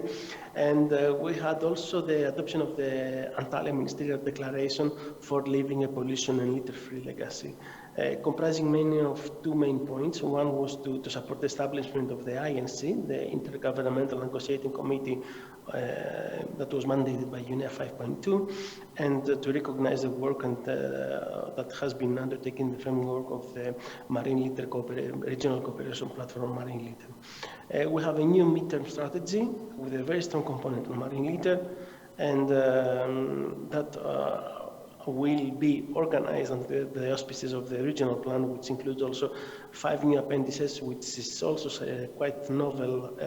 It's quite a novelty for this kind of documents, because we have a list of priority list of single-use plastics per group of items. We have a list of chemical additives of concern that are used in plastic production, an updated work plan and timetable, and this third element is something that is very, very challenging, but still very, very important. Potential research topics, and as the fifth appendix was the updated baseline values and threshold values for IMAP Common Indicator 22, which is focusing on beach macroliter. The work that we are doing is very much linked with the updated, with the work that is done at a global level through the global agenda, including the UNEA resolutions on marine litter and microplastics, certainly the UNEA 5.2, and I will have the opportunity to share with you some more information about it. The UNEP Marine Litter Partnerships and Initiative like the GPML, the Clean Seas campaign, and the recently launched digital platform, strong links with the IMO Action Plan, the Basel Convention and the Plastic Waste Partnership, and for sure the EU policies on marine litter and plastic, like the MSFD, the EU Plastic Strategy, the New Circular Economy Action Plan, the Single-Use Plastic Directive, the European Green Deal Policy Framework with the Waste Framework Directive, and others like the PRF Directive. So you can see that there are many elements with which we're working with, and we align our work and doing this doing so in a tangible way. It's very challenging, but still very, very important. The new elements that have been included in the regional plan on marine litter is a series of new definitions that have been introduced. The scope of the measure is expanded into 4 key main areas, like around economic instruments, circular economy of plastics, land-based and sea-based source of marine litter. We have amended targets for plastic waste and microplastics, and as I've told you, 2 important annexes of the regional plan, one with the top items that are recorded around the MED, which will give us an indication of where to focus our efforts, and the second one is the list of our chemical additives of concern further to the Stockholm Convention, and this is also an area of great interest. There are a series of additional principles and measures addressed by the regional plan, like phasing out plastic items and to promote the use options, to set targets for plastic recycling, to introduce economic instruments such as environmental taxes, bans, and design requirements, extended producer responsibility schemes for both land and sea-based sources, promote new technologies and measures for the removal of marine litter, to support the application of prevention measures to achieve a circular economy for plastics, to reduce packaging, to promote voluntary agreements in industry, to take measures to integrate the informal sector into regulated waste collection and recycling scheme, which is a very challenging aspect for the Mediterranean, especially for the South Mediterranean, to strengthen measures related to sustainable consumption and production programs and schemes, to phase out chemical additives, to introduce concrete measures on microplastic reduction, to implement measures to prevent and reduce marine litter in marine protected areas, to minimize the amount of marine litter associated with fishing and aquaculture, to establish marine litter monitoring program as part of IMAP Ecological Objective 10, including riverine inputs and microplastics coming from wastewater treatment plants, to enhance public awareness and education, and as well as to include measures in the SPAMIs to combat marine litter. The added value of the regional plan is that it reflects and addresses recent directions and decisions of UNEA and other global conventions in the regional initiatives, encompasses substantive elements and lessons learned over the 2013 version of the regional plan. And in support, we in terms of resources, support comes through the Mediterranean Trust Fund as well as from external resources that have been mobilized in the framework of EU-funded projects and through the cooperation agreement with the Italian Ministry for Ecological Transition. In terms of achievements, I would like to spend few minutes on this slide. We are now in the situation where we have national monitoring programs from IMAP Ecological Objective 10 common indicators. So this is for common indicator 2020-2023, focusing on beach macro litter, seafloor macro, and floating microplastics. So we have national IMAP-based programs established around the Mediterranean. We are working very effectively and intensively on the effect of marine litter on biota, and the previous presentation gave some very nice information about this. In the Mediterranean, this is coming through the IMAP candidate indicator 24. The approach that we followed is that we developed a report where we identified the most appropriate, the most suitable species to be used for establishing a region-wide monitoring strategy and program. Then we developed the regional, we created a short list of species. The first one that was identified was the marine turtles, and based on this assessment, we created and established at regional level, a regional operation strategy, region-wide protocols for ingestion and entanglement. We have also now 2 national monitoring programs in place from Lebanon and Tunisia, and more are also in the pipeline. And we are also now in the process of generating data for this indicator from the countries, and our aim is to also touch upon the updating for updating baseline values and establishing threshold values for these 2 elements. As far as the assessment criteria is concerned, as I've told you, we have the 2016 baseline values, and then we have in 2021 we updated the baseline values for beach macro litter and we established threshold values for beach macro litter, and now we are in the phase of finalizing the same work for seafloor macro and floating microplastics as part of candidate indicator 23, and the results will be presented in March 2023 during the Cormon meeting on marine litter monitoring. We also have 90 national action plans in place, and a series of programs of measures mainly coming from the contracting parties that are also EU member states.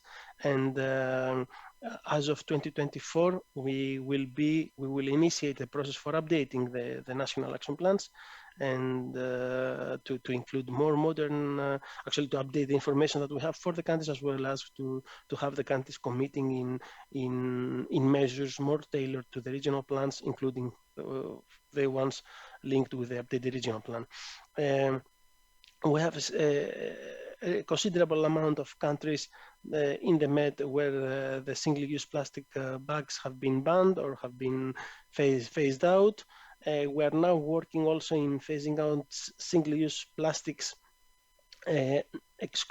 something, let's say, a step forward from the plastic bags. And we have developed relevant guidelines so to work beyond the plastic bags. On recycling, legislations and policies are in place in 8 Mediterranean countries. We have also numerous marine litter pilots in 9 non-EU countries, mainly from the South Med and in the Adriatic, where we focus in implementing reduction prevention measures, and I will give you in just my slide, in my next slide, the link with the Black Sea. We have also the Regional Cooperation Platform, which is an open-ended voluntary group of stakeholders and actors having a clear mandate on managing or reducing marine litter in the Med. And we have also prepared the first ever Mediterranean node on marine litter, which is one of the nodes that UNEP headquarters have prepared around the regional seas. when we are dealing for the Mediterranean node, because sometimes the terminologies are not very straightforward, this is a regional hub of knowledge, and nowadays we are doing an effort to integrate our regional node into the GPML digital platform that was introduced in September 2022 in the International Marine Debris Conference in Busan. Now I would like, after I have presented you what we are doing in the Med, I would like to tell you what we are doing and how we are supporting other regional places, and with a specific example for the Black Sea region. I was very happy to see my dear colleague and friend Irina Makarenko earlier today giving you a very, very nice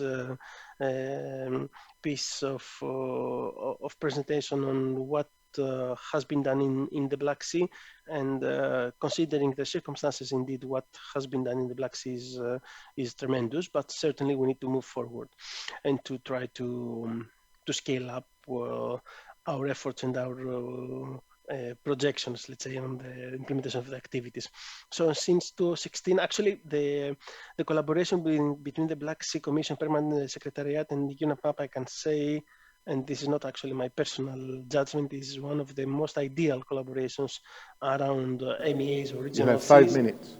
You have 5 minutes, Christos. Thank you. Yes, I'm about to finish.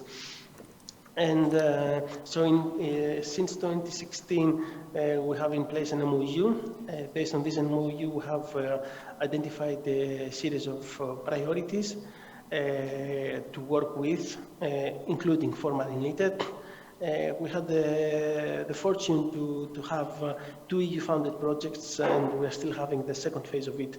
There's the Marine Liter Med and Marine Liter Med 2 projects funded by DGN, which include a strong component to support the Black Sea region and Black Sea Commission for the implementation of the regional plan. We have been supporting very closely the adoption of the regional plan in 2018, if I'm not mistaken, and the preparation of the Black Sea IMAP, which is the Integrated Monitoring and Assessment Program for the Black Sea region.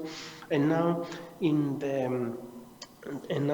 the rationale, or along the lines that I have been presenting earlier, what we're doing in the Med, there is a plan to support a series of regional and national activities.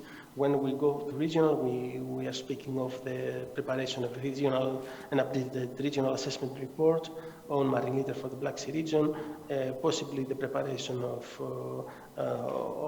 baseline values and threshold values for the Marine Liter indicators. We are also having a package of support to 2 eligible countries, which are Georgia and Ukraine, to support a series of pilots like the Adopted Beach pilots, and to create also to phase out single-use plastic, plastic bags, sorry. So our efforts are really aligned. We try to channel or streamline the best practices and the lessons learned from the Med experience with the valuable supervision of Black Sea Commission into the Black Sea region. I would like to finish with this last slide, which is about the upcoming global treaty on plastics. As you know, last March, within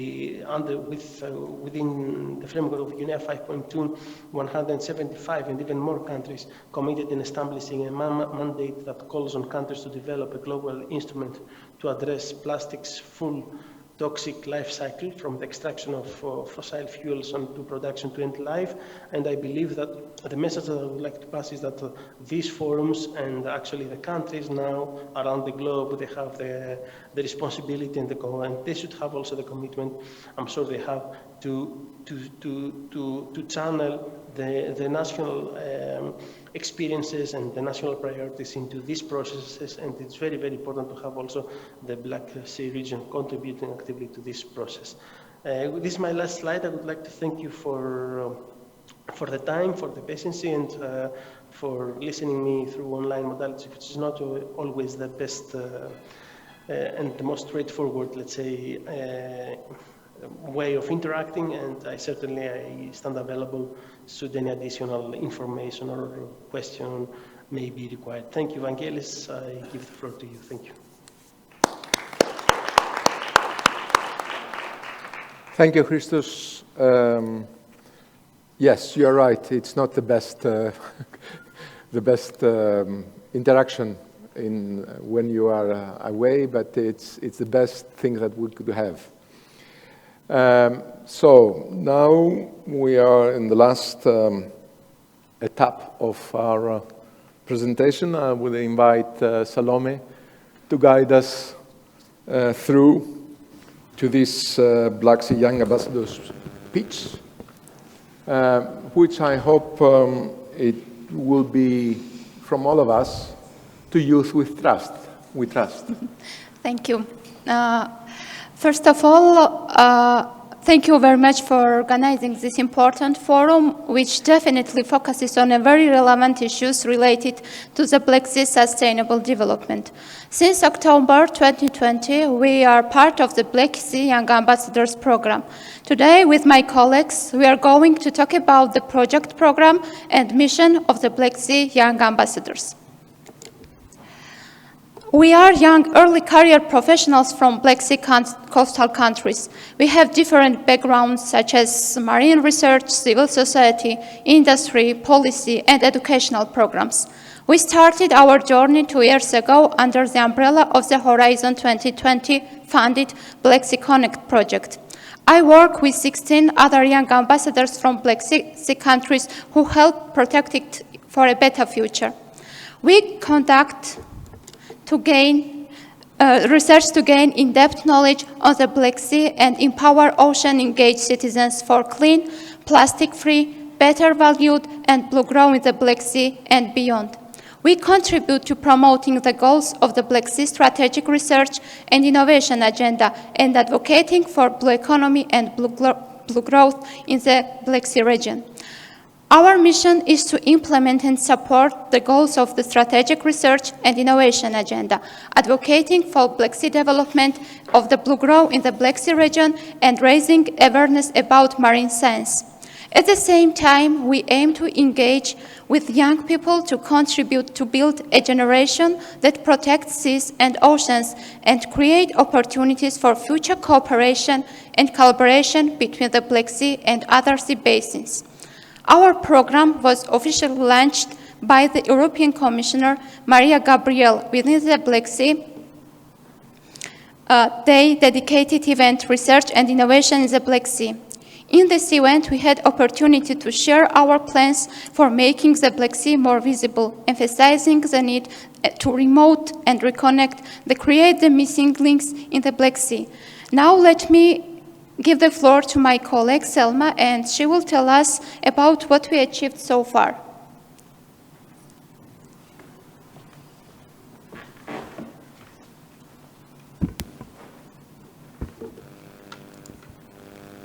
Thank you very much, Salome, and thank you all. It's a great honor to be here with you. I will continue with our activities. As part of this youth network, by individuals or by the whole Black Sea Young Ambassador team, we had the chance to be part in many events and initiatives. Research and innovation events, Blue Growth meetings such as the CIRICA online conference on Black Sea, and within European Maritime Day in my country events. Also, we had the chance to join the virtual Early Career Ocean Professional Day, which was a 24-hour live event around the world.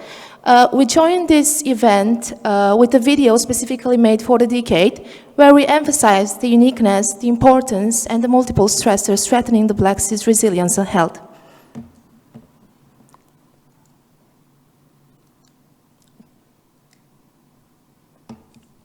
We also had the chance to attend Black Sea NGO Forum and Black Tea Time meetings in which inspirational speakers took part to talk about the research that has been conducted in the Black Sea, research and innovation and science communication.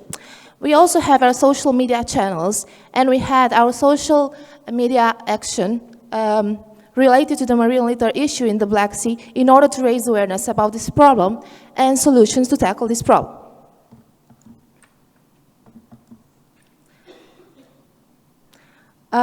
We also attended international conferences and workshops, such as Culture for Youth workshop in Batumi, and also how to engage with the mission Restore Our Ocean and Waters by 2030 in Marseille. we have our social media action related to the Black Sea, related to the International Black Sea Day, where we shared information related to the uniqueness of the Black Sea and its environmental issues.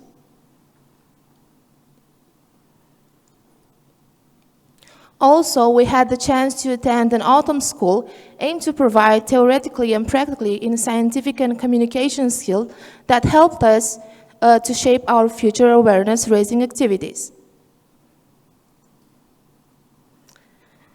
Also, this year in February, the awareness-raising workshop provided us with practical gains in developing campaigns and driving changes in our communities.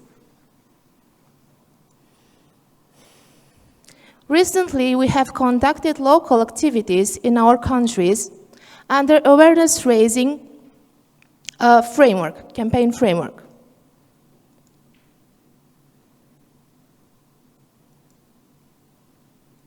Doesn't work. Yeah. Yeah. Elena had a campaign dedicated to highlight the importance of healthy and clean rivers, entitled Love Your Rivers to Protect the Black Sea. Within this campaign, Elena also had a social media action to highlight the importance of river flowing into the Black Sea. The campaign held in Constanța was split in two main activities: a workshop dedicated to raise awareness on Black Sea topics, and a beach activity aimed to increase knowledge on native and invasive alien species populating the Black Sea.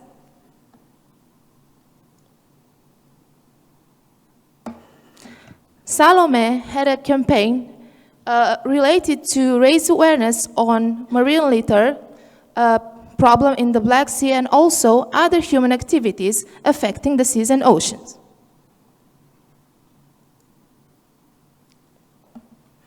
Also, a virtual photo contest organized by one youth ambassador from Romania was organized, entitled Visual Storytelling of the Black Sea, Different Shores, Different Reflections, and One Sea on different categories.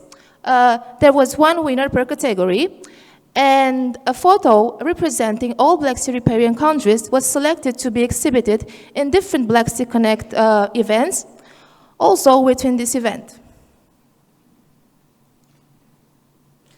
Thank you very much for your attention, and now I would like to give the floor to Elena, who will share with us her personal experience as a Black Sea ambassador, and this comes from all of us. Thank you.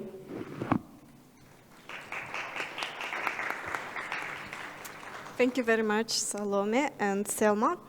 Indeed, it was a huge journey, 2 years journey since the beginning of this program, and as it was mentioned, and you have seen all the activities, we have came 17 small sparkles of knowledge with different backgrounds, and we have cemented our vision within those 2 years, so we could share our knowledge, our increased awareness, and improve somehow or make a change in our countries, so the Black Sea could be more resilient and and decrease the pollution as well. Accordingly, my personal experience came from the point when we exactly with the same people who are here in this room have me personally met the representatives of a Plastic Pirate group. So in Moldova, we had a small baseline to start this activity, and maybe in next years we could extend this experience together with a new cohort of Black Sea Young Ambassadors. I would like to share that all of us here and all of us that are following this event virtually has increased our skills in communication with different stakeholders, starting from the politicians, from the central authorities, and also with younger people, with school students that are the future and those who will share our knowledge, our experience, and will make the change that we are foreseeing now. Thank you very much, and hopefully it will be a next start for the new cohort of Black Sea Young Ambassadors. Thank you.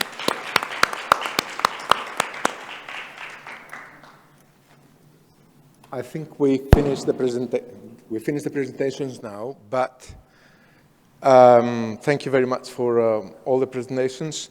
I would start from the very end, and I would say that behind this fantastic group, there was a group from Metu, and Ezgi is behind more or less of everything I know of on the Young Ambassadors group. Thank you, Ezgi. Now, we're coming to close, but we have a lot of things. I know, guys. We have a lot of things to share still. First of all, is the question and answers. Do we have any questions for the speakers up to now? Come on, guys. Yes, Mustafa. No, I'll have a question, but I can resist. It's actually maybe for our ambassadors and maybe for Ziggy as well, because Ziggy talked about, also Elisabetta in her opening speech, missions are about many things, but also it's about upscaling certain solutions. And in the activities that you have conducted, also thinking about other ambassador activities, which ones would you like to upscale if you are given the resources? So this is a more open question, but which activity would you like to see happening at a much larger regional scale now that we have more resources with the mission program? Siggy? Does this work now? It will. Yeah, does it work? Not yet, but it will. It's a very good question, and if I can shout, I normally shout. No. Now you can do it. Thank you for the question. But first, let me congratulate all of the youth ambassadors for everything they have done, and also for the people behind them. Yeah. So you too. I think it really showed what can be done at local level. And that brings me now back to the question, what are the needs of the local communities, being it the citizens, being it the fishermen, being it the industry, being it the university, academia? I think that's what really needs, that bridge with the needs and the impact which can and has to be generated by upscaling investment. I think that's the solution to it. So there isn't a one size fits all, but it's really this co-creation, which is a little bit of a password, but you, with all what you do, with Black Sea Connect, with the doors, the bridges, projects, what you do at local level, I think that's what you can really do. That's your power and your mission. By the way, I had the same question, but it's good. We didn't communicate it for that, by the way. Now, anybody else? Yes, please.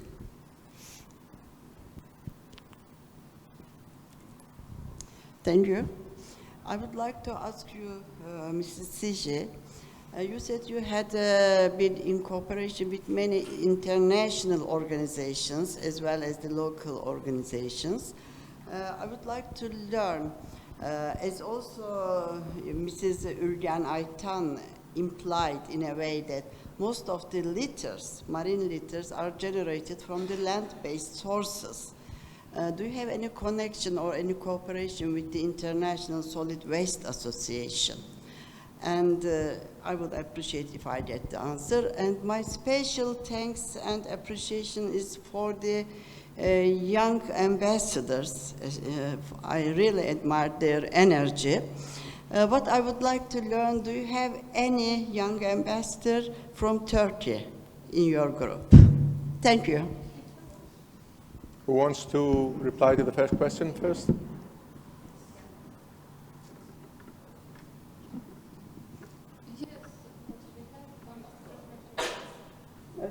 Thank you. The first question?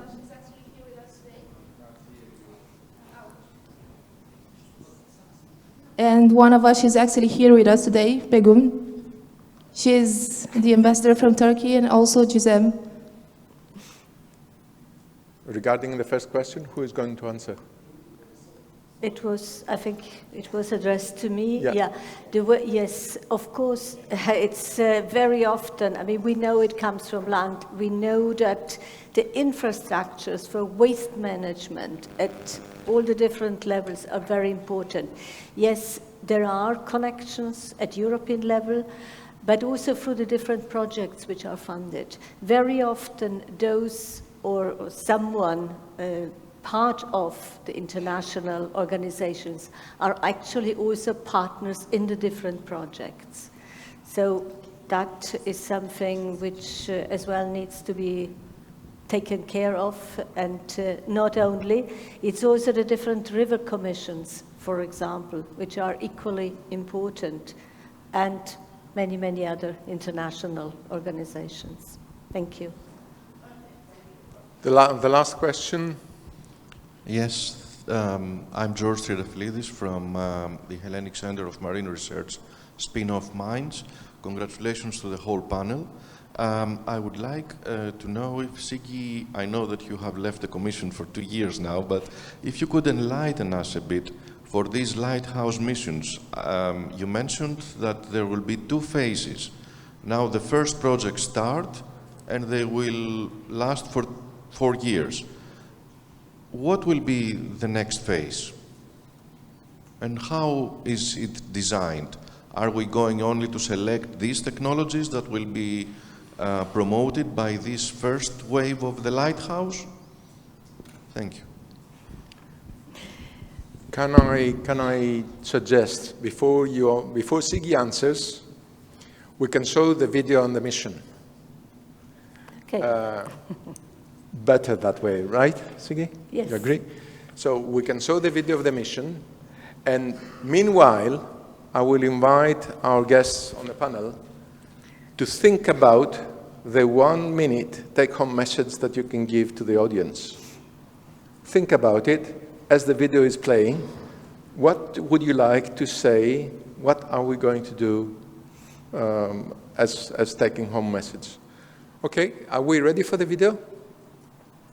We are. For centuries, lighthouses have been guiding sailors through storms to safety. Today, human-made changes are putting our ocean and waters at risk. Changing the way we treat this precious resource is not only about safeguarding our ocean and its biodiversity, it's about caring for all of us. Because all life on Earth depends on a healthy ocean and clean waters. The time to act is now. The EU is on a mission to restore and protect our ocean and waters by 2030. How will the mission drive this change? By setting up 4 mission lighthouses in the Mediterranean Sea, the Baltic and North Sea, the Danube River Basin, and the Atlantic-Arctic Basin. The lighthouses will act as hubs that will develop, demonstrate, and deploy new solutions far and wide and guide us in our journey to restoring our ocean and waters. The mission Ocean and Waters will protect and restore aquatic ecosystems, prevent and eliminate pollution, and make the blue economy climate neutral and circular. Through this mission, we will achieve a healthy and pollution-free Mediterranean Sea, a carbon neutral and circular economy in the Baltic and North Sea, a more protected and restored Danube River, as well as restored Atlantic-Arctic ecosystems and biodiversity. Get on board to be part of this journey. Whether you're a representative from a member state or a region, a business owner or an investor, or a caring citizen, you can join us and contribute by co-designing, proposing and implementing activities, projects, campaigns and initiatives. Only by joining forces can we make our ocean and waters healthy again. For our communities, for all life on this planet, now and for future generations.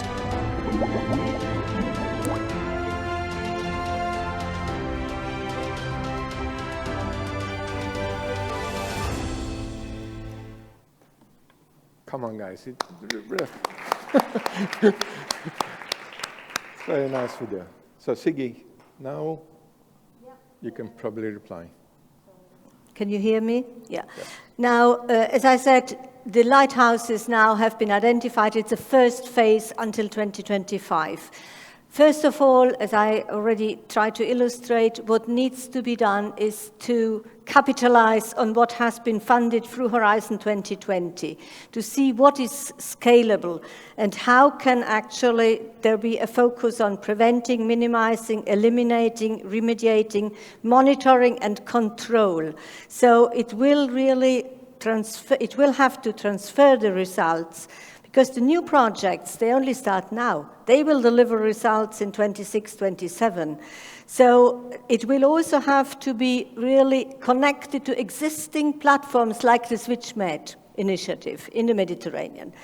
The second very important issue is to develop a monitoring system and to link it to the 2030 GreenMed initiative, which really monitors the major sources, the pathways, the hubs, the status and the health. And that will also be connected to the digital twin ocean, the digital platform, where the Copernicus Med-Sea and Black Sea Monitoring and Forecasting System Center and the EMODnet will play as well a crucial role. So that's in the pipeline. I hope I have more or less answered your question. We can continue. Yes, please continue for 1 minute. Shall I, for the 1 minute? Now, I wanted to get back with the Black Sea Connect CSA and with all the work that you do, you have seen connecting and mobilizing is probably the most important issue. So the whole Meteo team and all the partners, what you do is taking the lighthouse and showing the lighthouse to all your partners, but also bringing it from the Mediterranean to the Black Sea through not only these activities related to marine litter, but through the whole implementation of the Strategic Research and Innovation Agenda, which will really be a key basis for the success of the mission. And again, I invite all partners, for whatever you do individually and collectively, to adhere to the mission charter. Thank you. Thank you, Siggy. Again? In this problem, plastic pollution, everyone has the role. And today I would like to give the message that a solution starts from the individual level. So our preferences will shape the sector. So small changes in our daily life make a big differences in globally. So we have to reduce the plastic and reject the single-use plastics. Thank you. Salome. Vangelis, can I just... Sorry? Oops. Before we switch to our ambassadors, there's a question from our new ambassador. Can I just pass it? Yes, yes. So, because the panelists can use it. I forgot to ask that. Yes, sorry. It's a question from Angela, who is an expert in the transport sector. Actually, you have already answered part of this question, but she's wondering, how are we going to define success in the mission? So maybe in your final round, you can consider your vision of success. We'll close the loop with Siggy. Okay. I will try to answer this question. Let's be yourself and do your best to change the future of the Black Sea for better. Thank you, Salome. Clear message. You want to add something? I wanted to say a few words about the whole message first. So I think that if we all connect and collaborate, we can contribute to leave to the next generation healthier and cleaner seas and oceans. And regarding your question about how we measure success, how we measure the success of our activities, well, I think through our raising awareness activities, when we saw children very enthusiastic and we saw the positive feedback received from the children, I think this is how we are measuring the success of our activities. Thank you. I will add that the seeds have been planted, and there are 17 seeds in in all the countries of the Black Sea region. So let's keep them alive so we could bloom, we could grow and then bloom. So the connection exists. Let's keep it alive. And what I would say about the success, when I will ask some pupils, some school children, if they know something about Black Sea and Black Sea pollution, if they could answer this question, I will be happy. But they already have read or have heard about it somewhere. It doesn't matter if it's social media or TV or radio, but they have heard about it. Thank you, Lena. And just to Siggy about the mission success. Well, there is, of course, there are the famous KPIs. But I think what will be a measurement is, will actually every European citizen become a steward and care for the health of the ocean, so that our body, the Earth system, is going to be again healthy and we make peace with nature or not. I think that's going to be, for me, a big key and success, and I hope we reach it together. Okay, before I close, I would invite you, when I say my last word, I would invite you for a group photo here up the stage so that we can have two levels. And I will invite you also to go, because it was mentioned by our young ambassadors about the photo contest. There are fantastic photos around the hall outside. Please go around them and see, look at them. I think they're worth seeing, and also the awarded photo contest. And then we can go for coffee. But I would like to impress you by saying I counted about 17 times saying the word connected. And I think this is the word that we should keep in our mind. Stay connected, be connected, and act. And I think that's probably will measure the success at the end. Well, thank you very much. Up on the stage to get the picture.